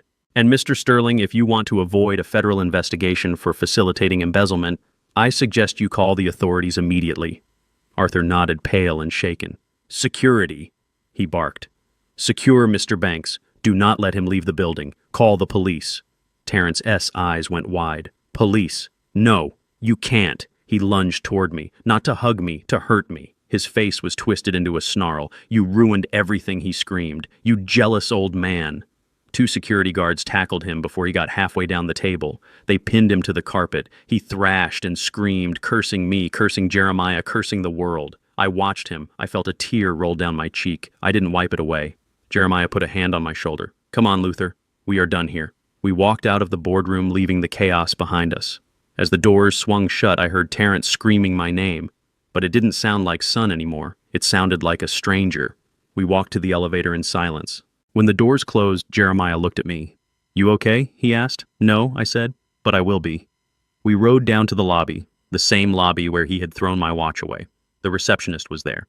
She looked at us, her eyes wide. She saw the suits. She saw the way we walked. She didn't say a word. We walked out into the sunlight. The air was fresh. Is it over? I asked. Jeremiah shook his head. No, that was just the business. Now comes the hard part. The debt is still real, Luther. The Greeks are still waiting. And your son just lost his only way to pay them. He checked his watch. He has 48 hours before the deadline. He is desperate. And desperate men do terrible things. We need to secure the assets. We need to secure Courtney. Courtney, I asked. She is part of the collateral, Jeremiah reminded me. If he goes down, he might try to take her with him, or trade her to buy time. We need to get to her before he makes bail. I thought about Courtney. I thought about how she had treated me, but I also thought about the baby. Let's go, I said. We got into the town car. Jeremiah picked up the phone. Get me the deed to the house on Maple Street, he said, and get me a team to Courtney Banks' location, now. He hung up and looked at me. You destroyed his career, Luther. You took away his money. Now we are going to take away his power. By the time this sun sets, your son is going to wish he had never been born. And you are going to be the one to show him why you never bet against a man who built the tracks the train runs on. The security guards had Terrence pinned against the mahogany table. but he was fighting like a wild animal. His face was purple with rage and spit flew from his mouth as he screamed. He wasn't screaming for mercy, he was screaming for control. He twisted his body and managed to rip his hand free from the guard's grip, reaching into his inner jacket pocket. "Get off me!" he roared. "I am the managing partner of this firm. You cannot touch me. Look at the papers." He threw a crumpled document onto the polished table. It slid across the wood and stopped in front of Arthur Sterling. It was the power of attorney. The paper I had marked with my wax-coated thumb the night before. "Read it," Terrence shouted, his voice cracking with hysteria. "Read it, Arthur. He is incompetent. He is legally under my care. He cannot vote. He cannot speak. He has dementia. He does not know where he is. I have the power. I have the control." Arthur looked down at the paper. He saw the ink smudge where my signature should have been. He saw the notary seal that I knew was fake, stamped by the man the FBI had already arrested. For a second, the room wavered. The board members looked at each other. A legal document was a powerful thing. Even a fake one carried the weight of authority until it was proven false. Terrence saw their hesitation and pounced on it. "See," he panted, struggling against the guards. "He is sick. He signed it last night. He begged me to take over. This man standing here in the suit, he is a prop. He is being used by Stone to steal my company. Arrest Stone. Arrest my father for fraud. I am the victim here." His performance was terrifying. If I hadn't lived through the hell of the last week, I might have believed him myself. He sounded so convinced, so righteous. He was fighting for his life, and he was using my sanity as his shield. I stood up slowly. I buttoned my jacket. I didn't shout. I didn't look at the guards. I looked at Arthur Sterling. "Mr. Sterling," I said, my voice cutting through Terrence's screams. "My son claims I am confused. He claims I begged him to take control. He claims that document represents my will." I walked over to the side of the room where a sleek digital command console was mounted on the wall. It controlled the room's presentation systems. The lights, the projector, and the sound. I pulled the small black recorder from my collar. It was tiny, barely larger than a coin. I held it up so everyone could see it. "Technology is a funny thing," I said. "It remembers things that people try to forget." I plugged the recorder into the auxiliary port on the console. I turned the volume dial up to the maximum. Terrence stopped struggling. He froze. His eyes fixed on the small black device. He knew. In that split second, he knew his life was over. "No," he whispered. "Don't." I pressed play. The sound of the dinner party exploded into the boardroom, the clinking of silverware, the hum of the refrigerator, and then Terrence's voice amplified to a deafening roar. It wasn't the smooth professional voice he used in meetings. It was the voice of a thug. "Sign the damn paper, old man." The board members jumped. Arthur Sterling flinched. Then came the sound of the struggle, the sound of a chair scraping, the sound of my own voice weak and terrified. "Please, Terry, do not do this." And then the confession, the words that would hang him. "I need the money, Dad. I owe $500,000. Do you understand that? $500,000. If I do not get access to the equity in this house by tomorrow morning, they are going to kill me. They are going to cut me into pieces." The recording continued, playing the sound of him forcing my thumb onto the paper, the sound of his threats. "Now sign the paper, or so help me God, I will break your hand and make you sign it." I pressed stop. The silence that followed was heavy, suffocating. It was the silence of a tomb. I looked at Terrence. He had stopped fighting. He hung limp in the guard's grip. His face was the color of old paper. He looked at me, and for the first time I didn't see my son. I didn't see the boy I raised. I saw a stranger who had tried to destroy me. "That document," I said, pointing to the paper on the table, "is not a legal agreement. It is evidence of a crime. It is evidence of elder abuse. It is evidence of extortion." Arthur Sterling picked up the paper with 2 fingers as if it were contaminated. He looked at Terrence with pure disgust. "You threatened your father," Arthur said, his voice ice cold. "You physically assaulted him to cover your gambling debts." Terrence shook his head feebly. "No, it was just talk." I was stressed. I didn't mean it. But I wasn't finished. The recording was the nail in the coffin, but I had one more shovel of dirt to throw. I walked back to the table. Jeremiah handed me another folder. This one was blue. "You mentioned debts, Terrence," I said. "You mentioned that you needed to sell my house to pay them. But you forgot one thing. You didn't just borrow from the Greeks. You borrowed from the firm." I opened the blue folder. "You leveraged your partnership equity," I said, reading from the documents Jeremiah had compiled. "You took out loans against future earnings. You drained the operating capital accounts. You thought you could cover it up with this merger. You thought Mr. Stone's money would fill the hole before anyone noticed. I tossed the folder onto the table. It slid next to the fake power of attorney. But Mr. Stone found the hole first, I said.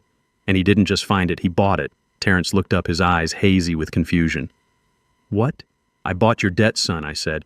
Not the gambling debt, the corporate debt, the loans you took out against this firm, the toxic assets you hid in shell companies. Mr. Stone's private equity fund purchased every single one of them this morning at 4 a.m. I leaned forward, placing my hands on the table. Do you know what that means, Terrence? It means I am not just your father. I am not just a board member. I am your primary creditor. I own your debt. I own your equity. I own you. Terrence made a sound like a wounded animal. He slumped toward the floor, his legs giving out. The guards had to hold him up. You cannot do that, he whispered. You are a railroad worker. You do not have that kind of money. I do now, I said. Because I have a partner who values loyalty, something you know nothing about. Just then, the double doors at the back of the room burst open again. Terrence. It was Courtney. She rushed in her heels, clicking frantically on the floor. She was wearing a designer dress and carrying a bag that cost more than my car. She looked around the room, her eyes wide with panic. She saw Terrence being held by guards. She saw me at the head of the table. She saw the papers scattered everywhere. She didn't run to Terrence. She stopped 10 feet away from him. What is happening? She asked, her voice shrill. Why are they holding you? Did the deal go through? Did we get the money? She didn't ask if he was okay. She asked about the money. Terrence looked at her. He looked at the woman he had traded his soul for, the woman he had bet as collateral. It is gone, Courtney, he croaked. It is all gone. He knows everything. The gambling, the loans, he bought the debt. Courtney froze. She looked at me. She looked at the blue folder. Her mind was working fast, calculating the new reality. He bought the debt, she repeated. Yes, Terrence cried out, tears streaming down his face. My father. He owns it all. We are bankrupt, Courtney. We have nothing. The transformation was instant. The worried wife vanished. The mask of the socialite fell away, revealing the predator underneath. Her face twisted into a mask of pure fury. You lied to me, she screamed. She lunged at him. Not to comfort him, to attack him. You told me you had it under control, she shrieked, slapping him across the face. The sound echoed like a gunshot. You told me we were going to be rich. You told me the old man was handled. You liar, she screamed again, clawing at his face. You useless, pathetic liar. You bet our lives. You bet me. The guards had to release Terrence to pull her off him. She was a whirlwind of nails and teeth. Terrence fell to the floor, curling into a ball, trying to protect his face. Get off me, she yelled as the guards restrained her. I want a lawyer. I want a divorce. I didn't know anything about this. He tricked me. He forced me. She looked at me, her eyes wild. Luther, tell them. Tell them he made me do it. I loved you. I always treated you well. It was him. He made me call the police. He made me change the locks. I watched her. I watched the woman who had sneered at my furniture, the woman who had called me an embarrassment, the woman who was currently carrying my grandchild. Stop it, Courtney, I said, my voice low and hard. She stopped struggling, panting. Her hair was in her face. It is over, I said. I heard the tapes. I heard you planning to drive me crazy. I heard you laughing about selling my things. You weren't forced. You were a partner. Courtney's face crumpled. She realized her pivot had failed. She looked at Terrence, bleeding on the floor. She looked at the board members, looking at her with revulsion. She started to cry. Ugly, selfish tears. But we have a baby, she wailed. We have a family. You cannot leave us with nothing. I didn't answer her. I looked at Jeremiah. He nodded. Mr. Sterling. Jeremiah said, addressing the stunned CEO. I believe this meeting is concluded. My partner and I have some asset recovery to attend to. And I believe the police are waiting in the lobby. Police, Courtney gasped. No, not police. Arthur Sterling picked up his phone. Yes, send them up. Now. Terrence lay on the floor sobbing. Courtney stood there shaking, held by the guards. And I stood at the head of the table feeling no joy, only a deep, heavy hollow in my chest. I had won. I had crushed them. But as I looked at the wreckage of my family, I realized that sometimes victory feels a lot like a funeral. Come on, Luther, Jeremiah said gently. Let us go. I walked past my son. I walked past my daughter-in-law. I didn't look back. I walked out of that room and left my old life on the floor with them. The silence in the boardroom was broken by the sound of heels clicking rapidly against the floor, but this time the rhythm was not arrogant. It was frantic.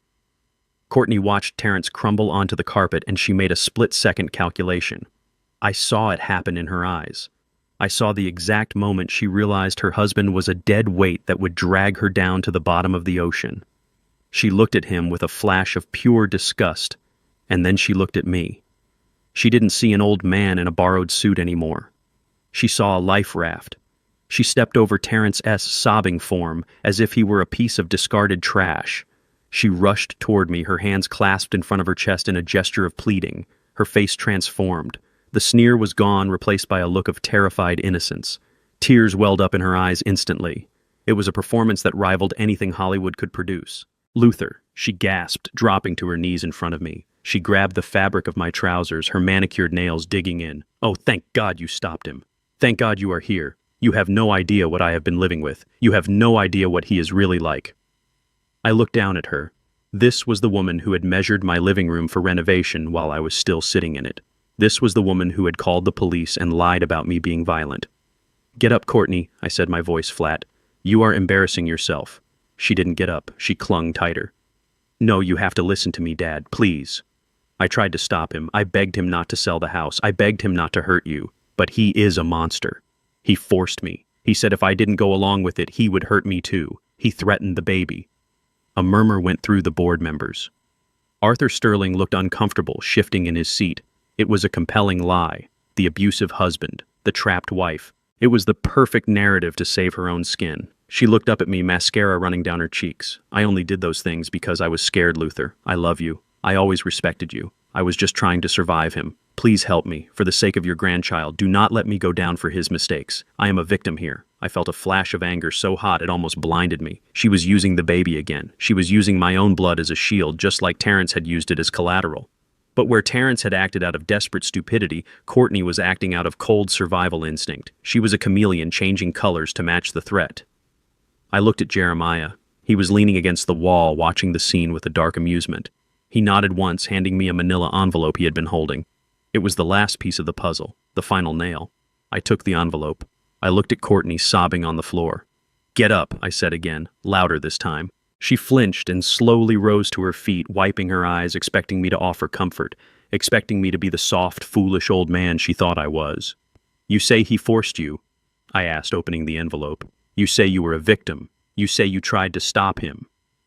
"Yes," she breathed, nodding vigorously. "Every day. It was a nightmare." "Then explain this," I said. I reached into the envelope and pulled out a stack of high-resolution photographs. I tossed them onto the mahogany table. They fanned out like a deck of playing cards, revealing a story that had nothing to do with fear and everything to do with greed. The first photo showed Courtney sitting at a cafe, not with Terrence, but with a man in a gray suit. They were laughing. His hand was over hers. The second photo showed her handing him a thick folder of documents.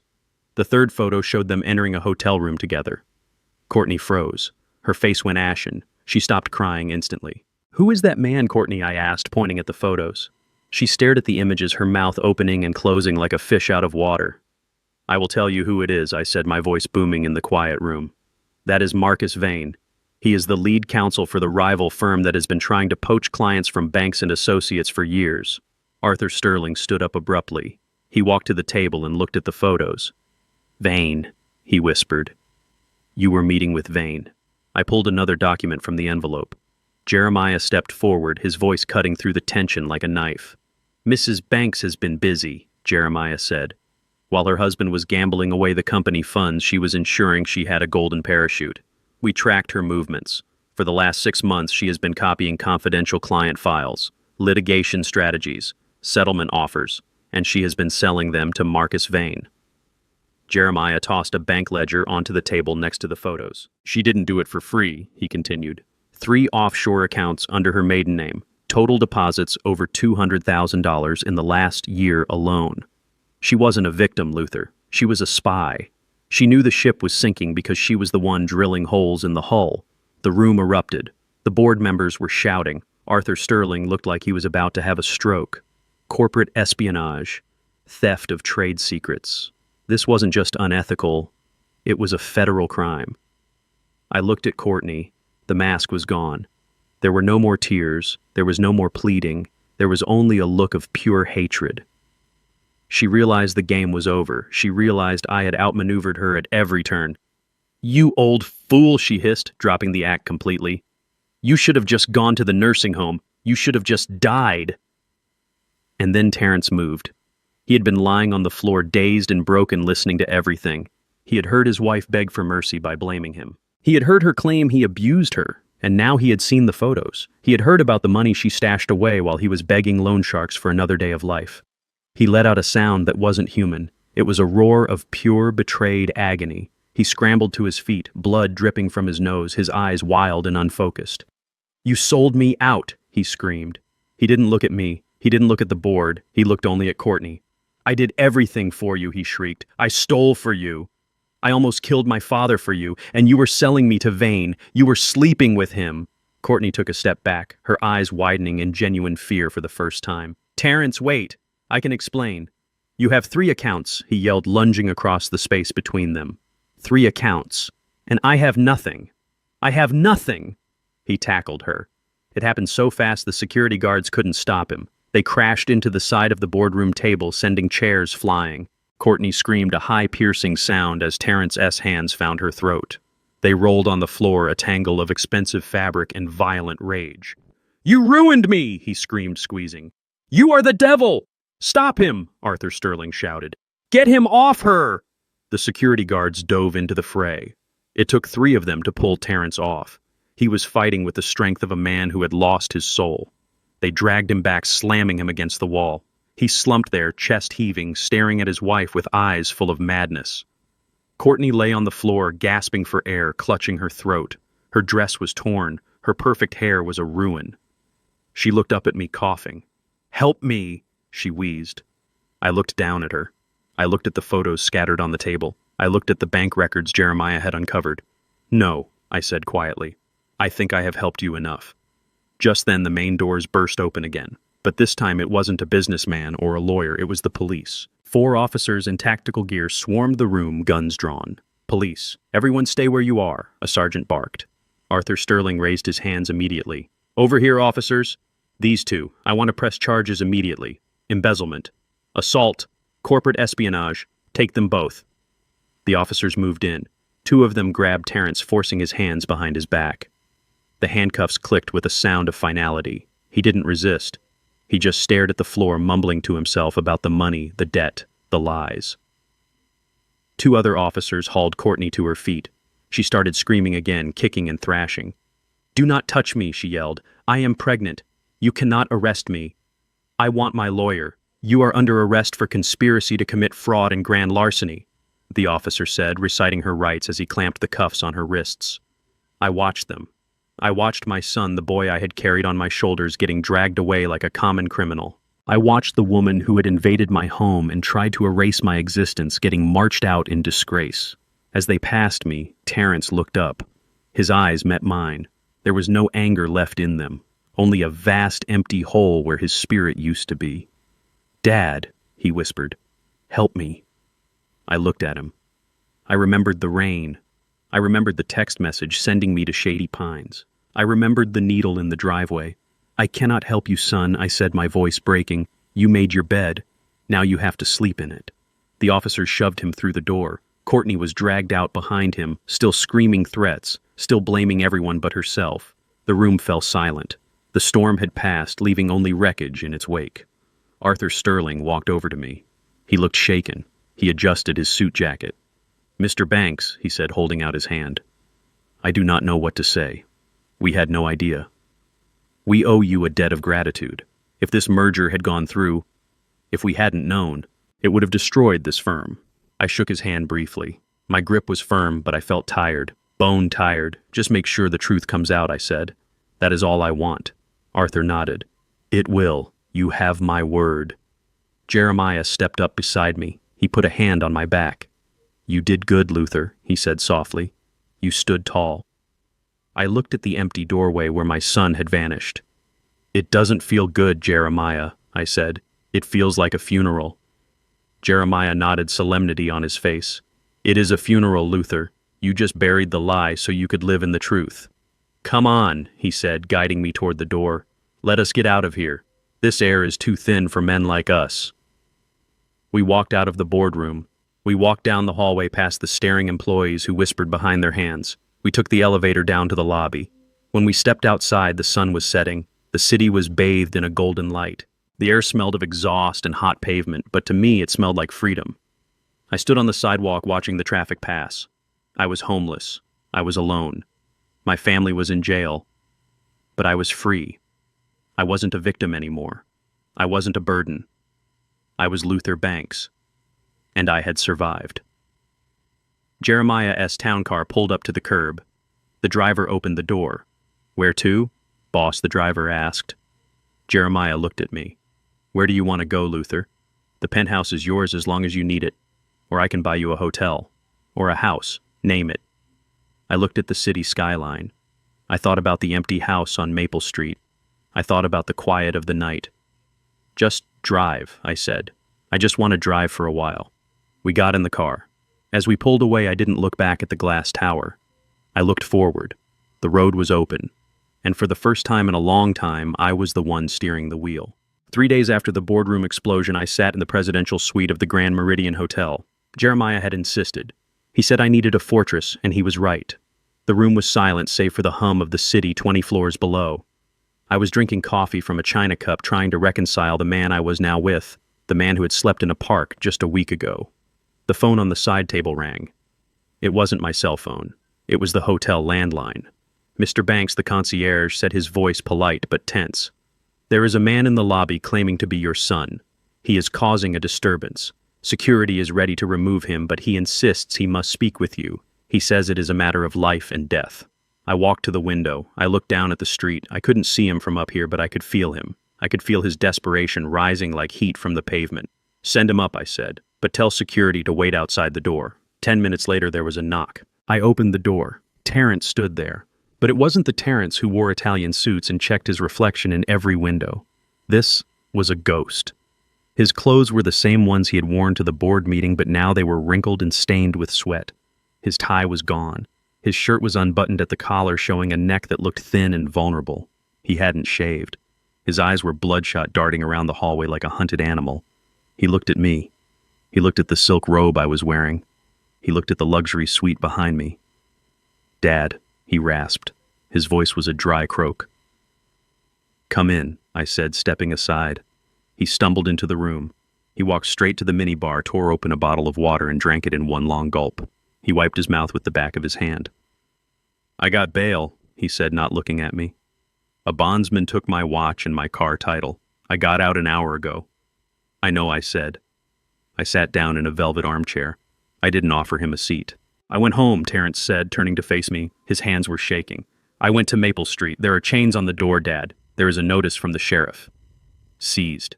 Property of Stone Industries. He looked at me with a mixture of disbelief and horror. You took my house. You actually took it. I took my house back, I corrected him calmly. And I took the asset you leveraged against a gambling debt. It is not yours, Terrence. It never was. He fell to his knees. It wasn't a theatrical gesture this time. His legs just gave out. He crawled across the plush carpet until he was at my feet. Dad, please. You have to help me. The Greeks know I am out. They know the merger failed.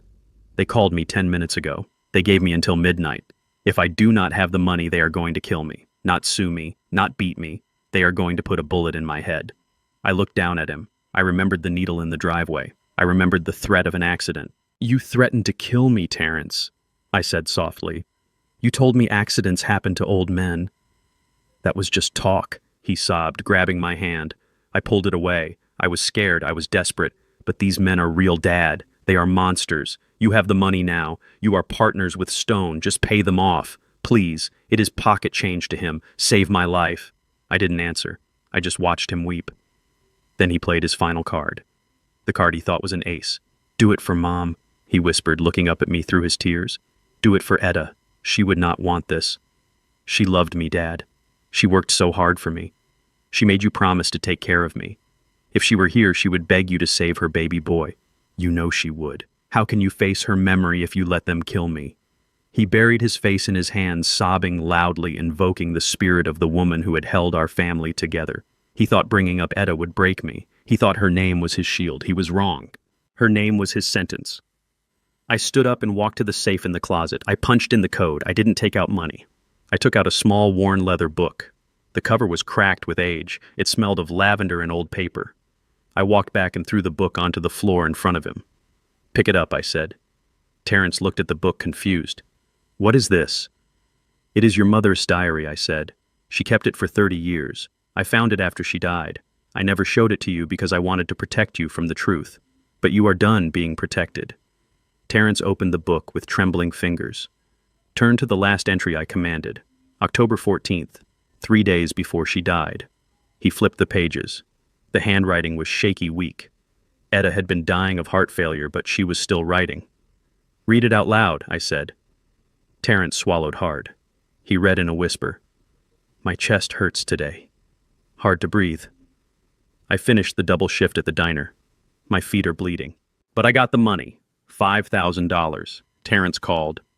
He is in trouble again. Gambling debts at school. He says they will expel him. He says he is scared." He stopped reading. He looked up at me. I remember that. I needed tuition money." "Keep reading," I said, my voice hardening. He looked back at the page. "Luther doesn't know. He thinks I am at the doctor. He thinks I am resting. I cannot tell him. It would break his heart to know his son is a thief. I am so tired. I gave Terrence the money. I hope this is the last time. But I fear it isn't. I fear I have raised a wolf who thinks he is a sheep." Terrence's voice wavered. He read the final lines. "If I die, Luther promised me one thing.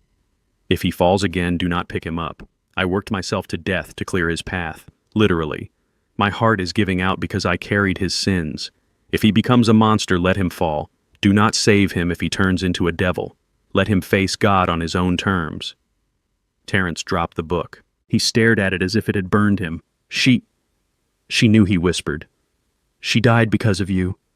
I said, my voice trembling with a rage I had suppressed for 10 years. "She didn't die of old age, Terrence. She died of exhaustion. She worked nights at a diner while she was sick to pay off your college bookie. She died cleaning floors so you could wear suits."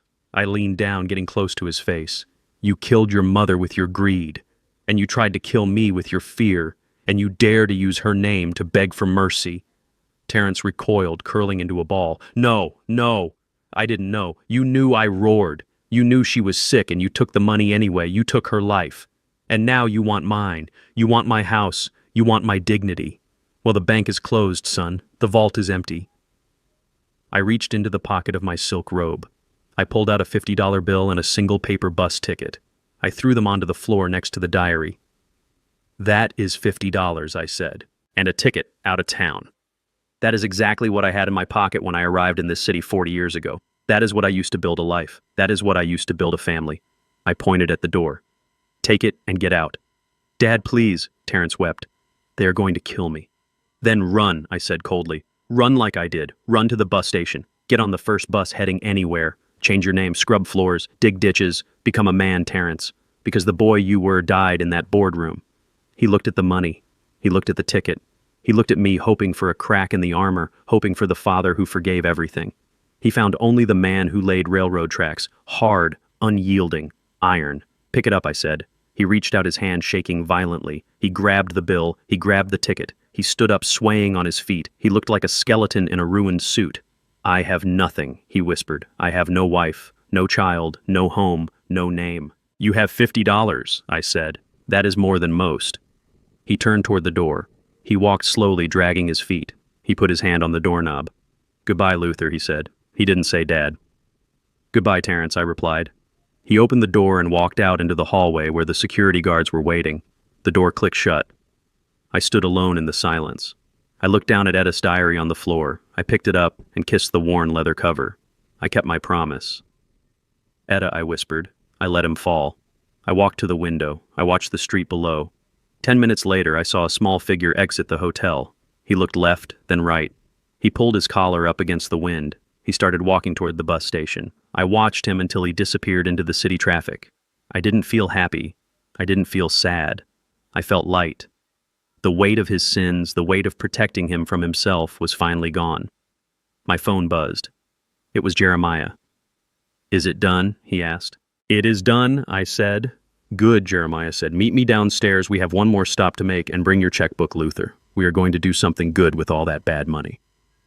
The bus ticket I gave Terrence took him as far as the edge of the city where the pavement cracked and the streetlights flickered like dying pulses. This was the Bottoms. It was a place where hope went to die and where debts were collected in blood.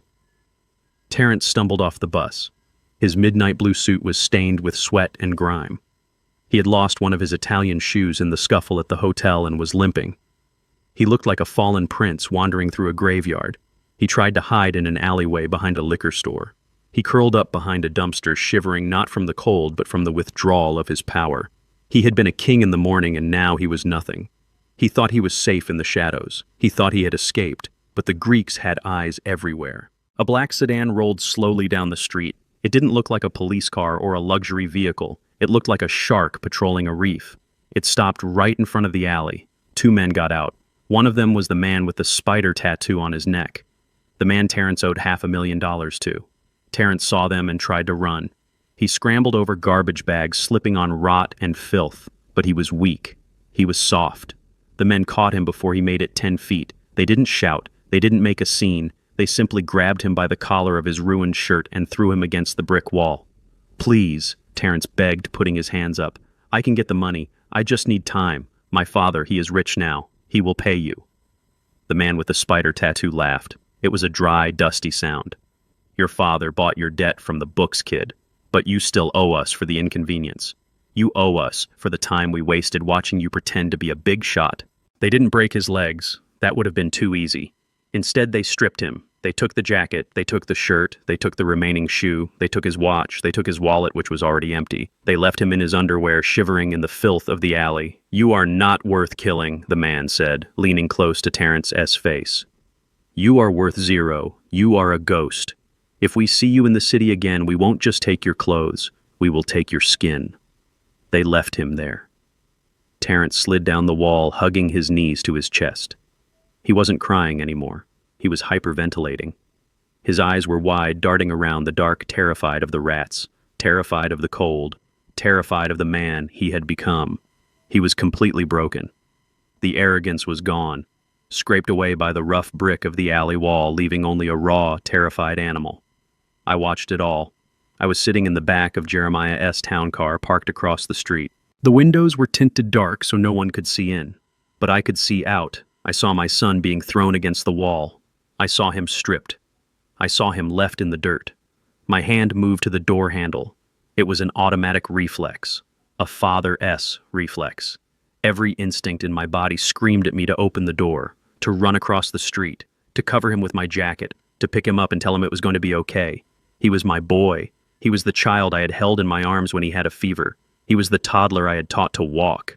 Seeing him like that, shivering and broken, tore a hole in my heart that felt like it would never heal. I gripped the handle tighter. My knuckles turned white. I could end this right now. I could snap my fingers and Jeremiah would have him in a hospital in 20 minutes. I could pay off the Greeks. I could send him to rehab. I could fix it. That is what I had always done. I had always fixed it. Jeremiah's hand landed on my wrist. His grip was firm but gentle. "Do not do it, Luther," he said softly. I looked at him, tears streaming down my face. "He is my son, Jeremiah. Look at him. He is going to die out there. If you open that door," Jeremiah said, looking me in the eye, "you kill him. Not his body, his soul. If you save him now, he learns nothing. He will think there is always a safety net. He will think he can sell his family and get away with it because Daddy will always come to the rescue. You have to let him burn, Luther. It is the only way he rises from the ashes." I looked back at the alley. Terrence was curling into a ball trying to keep warm. He looked so small. "Remember the diary," Jeremiah whispered. "Remember what Etta wrote. Do not pick him up." I closed my eyes. I saw Etta's face. I saw her tired eyes. I saw her working double shifts while her heart failed. She had died saving him. If I saved him now, I would be dishonoring her sacrifice. I would be making her death meaningless. I let go of the handle. My hand dropped to my lap. It felt like I had just cut off my own arm. "Drive," I whispered. My voice was broken. "Just drive." The car pulled away slowly. I didn't look back. I couldn't. I stared straight ahead at the city lights blurring through my tears. I had chosen justice over mercy. I had chosen the hard path, and it hurt more than anything I had ever felt. We left him there. Terrence spent that night in the alley. He spent the next week on the streets. The man who had worn $1,000 suits learned what it tasted like to eat a half-finished burger out of a trash can. The man who had dined in 5-star restaurants learned to fight stray dogs for a dry spot to sleep. He became part of the invisible city the people he used to step over without a second glance. He had no name. He had no future. He was just another shadow in the bottoms. Meanwhile, justice came for Courtney on a different front. She didn't end up on the street. She ended up somewhere colder. The federal investigation into her corporate espionage was swift and brutal. The evidence Jeremiah and I had provided was irrefutable. She tried to cut a deal. She tried to blame Terrence. She tried to use her pregnancy as leverage. But the judge was not moved. She was sentenced to 8 years in federal prison for grand larceny, conspiracy, and fraud. Because she was pregnant, she would be housed in a special medical unit until the birth. After that, the baby, my grandchild, would be placed into the system. Unless a family member stepped forward. I signed the papers the day after her sentencing. I petitioned for custody. It was a long process, but with Jeremiah's lawyers and my clean record, the state granted it. The baby would come to me. I would not let another bank's child be raised by wolves. I would raise this child right. I would teach them the value of a dollar and the value of a soul. 6 months passed. The leaves turned brown and fell. Snow began to cover the city. I had moved into a modest house near the new legal aid center I was building. It wasn't a mansion, but it was warm, and it was mine. I was sitting on the porch drinking coffee and watching the snow fall when the mailman arrived. He handed me a stack of letters, bills, flyers, and one small white envelope. It had no return address, but I recognized the handwriting instantly. It was shaky. It was messy, but it was his. The postmark was from the state penitentiary. Terrence had been picked up for vagrancy and petty theft a month ago. He was serving 6 months in county. I stared at the envelope. My heart started to hammer against my ribs. For 6 months I had heard nothing. No calls, no pleas for money, just silence. I sat down on the porch swing. My hands trembled as I tore open the flap. Inside was a single sheet of lined yellow paper. I unfolded it. I expected anger. I expected begging. I expected him to ask for a lawyer or a deposit in his commissary account. There were only 3 words written in the center of the page. "I am sorry." I stared at the words. The ink was smudged in places as if he had been crying or his hands had been dirty. There was no request, no excuse, just 3 simple words. I ran my thumb over the paper. For the first time in 6 months, I felt a knot loosen in my chest. He hadn't asked for money. He hadn't asked for help. He had just apologized. It wasn't redemption. Not yet. But it was a start. It was the first honest thing my son had done in 10 years. I folded the letter and put it in my pocket next to his mother's diary. I looked out at the snow covering the world, making everything clean and new.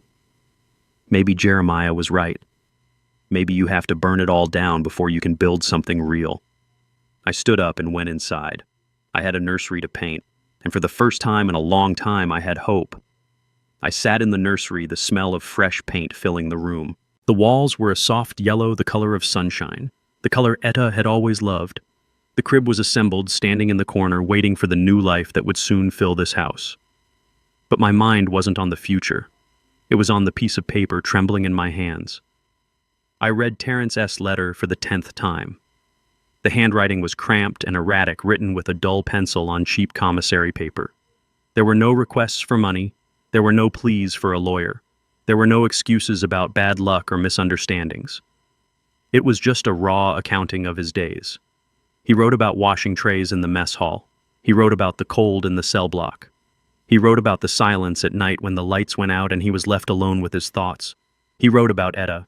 He said he finally understood what I had meant about her hands. He said his own hands were raw from scrubbing floors, and every time he looked at them, he thought of her working double shifts at the diner. He said he was sorry he had dishonored her sacrifice. He said he was sorry he had tried to sell the home she built. I folded the letter carefully. A part of me, the father part, the part that had carried him on my shoulders, wanted to rush to the phone. I wanted to call the best defense attorney money could buy. I wanted to put money in his account so he could buy extra food or a warm blanket. I wanted to fix it. I had the power now. I had the resources. One call from Luther Banks' partner at Stone Industries, and his life would get easier. But I didn't make the call. I put the letter in the top drawer of the dresser next to the baby clothes. I left it there.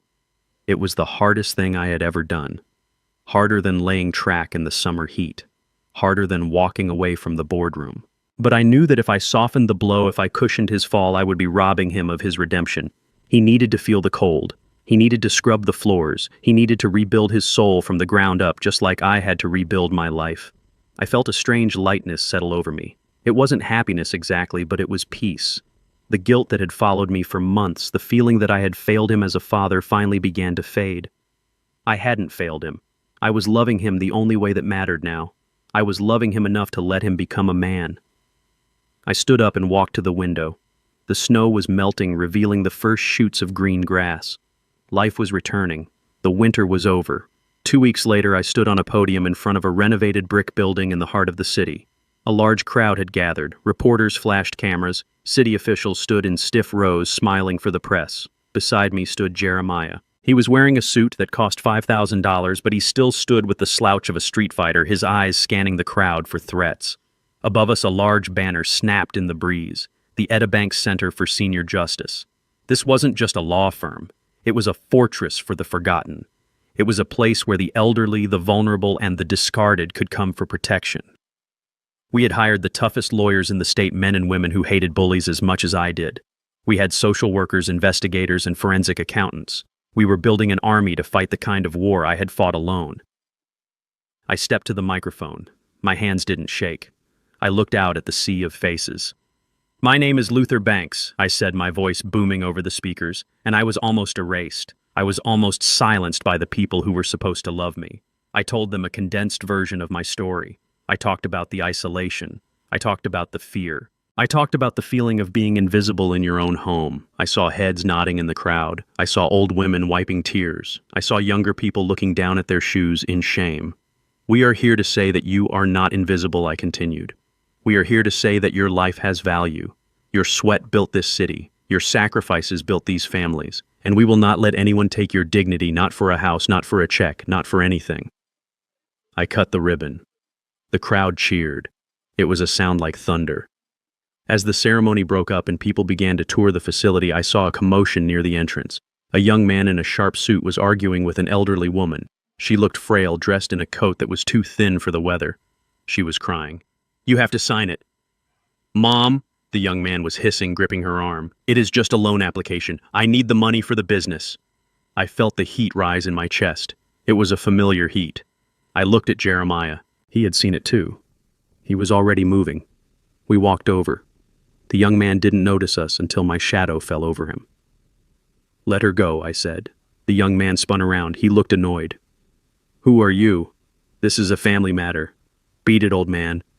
He didn't know who I was. He didn't know he was standing in front of the man whose name was on the building. "I am Luther Banks," I said. "And this is my property. And on my property we do not grab women." The young man sneered. "Look, Grandpa, I am just trying to help my mother. She is confused. She doesn't understand finance. She understands fear," I said, stepping closer. I saw the look in her eyes. It was the same look I had when Terrence forced my thumb onto that paper. I turned to the woman. "Ma," I asked gently, "do you want to sign that paper?" She shook her head, tears spilling over. "No, it is my house. It is all I have left." "Then you do not have to sign it," Jeremiah said, stepping up beside me. His voice was low and dangerous. The young man looked at Jeremiah, then at me. He saw the way we stood. He saw the security guards moving toward us. His arrogance evaporated. "Fine," he spat, releasing her arm. "Do what you want, Mom, but do not come crying to me when the roof leaks." He stormed off, disappearing into the crowd. The woman stood there, rubbing her arm. She looked terrified. She looked alone. "I know that feeling," I said to her. "I know what it feels like when the person you carried turns into a stranger." She looked up at me. "What do I do?" she whispered. "He is my son." I took a card from my pocket. It was heavy cream-colored cardstock. It had my name and a direct line. "You come inside," I said, pointing to the open doors of the center. "You talk to our lawyers. We will put the deed in a trust. We will protect your assets. We will make sure he cannot touch a dime without your permission." "But he will hate me," she said, her voice trembling. "He might," I said, "but he will respect you, and you will respect yourself. And that is worth more than his love right now." Jeremiah offered her his arm. "Come on, my dear," he said, his voice surprisingly gentle. "Let us get you a cup of coffee. We have a lot of work to do." I watched them walk inside. I felt a circle closing. I had been the man on the bus needing a hand. Now I was the hand reaching back. It was a good feeling. It was the best feeling. An hour later, the crowd had dispersed. The sun was beginning to set, painting the sky in shades of purple and orange. Jeremiah and I walked out of the center. A black limousine was waiting at the curb, the driver holding the door open. Jeremiah looked at the limo, then he looked at me. He reached into his pocket and pulled out a handful of coins. He jingled them in his hand. "You know Luther," he said. "It is a nice night." I smiled.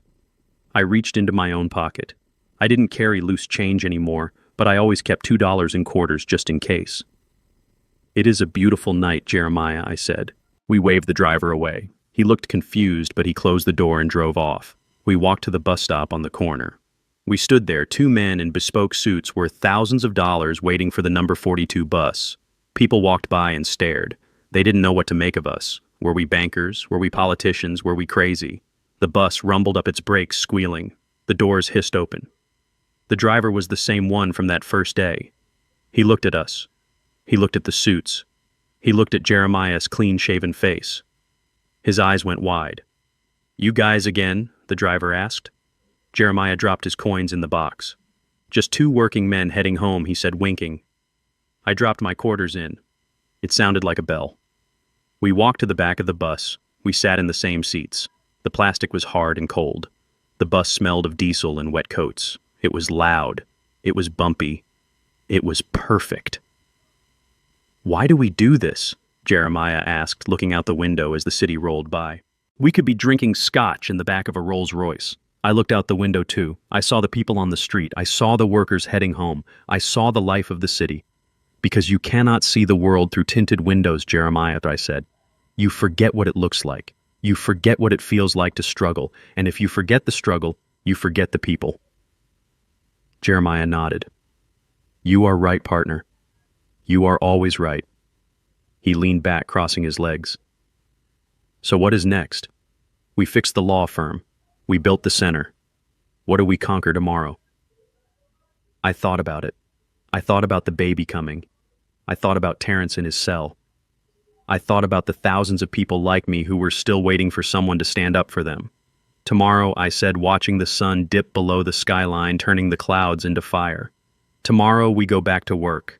There are a lot of bullies out there, Jeremiah, and I think I am just getting started swinging back." The bus turned a corner heading east.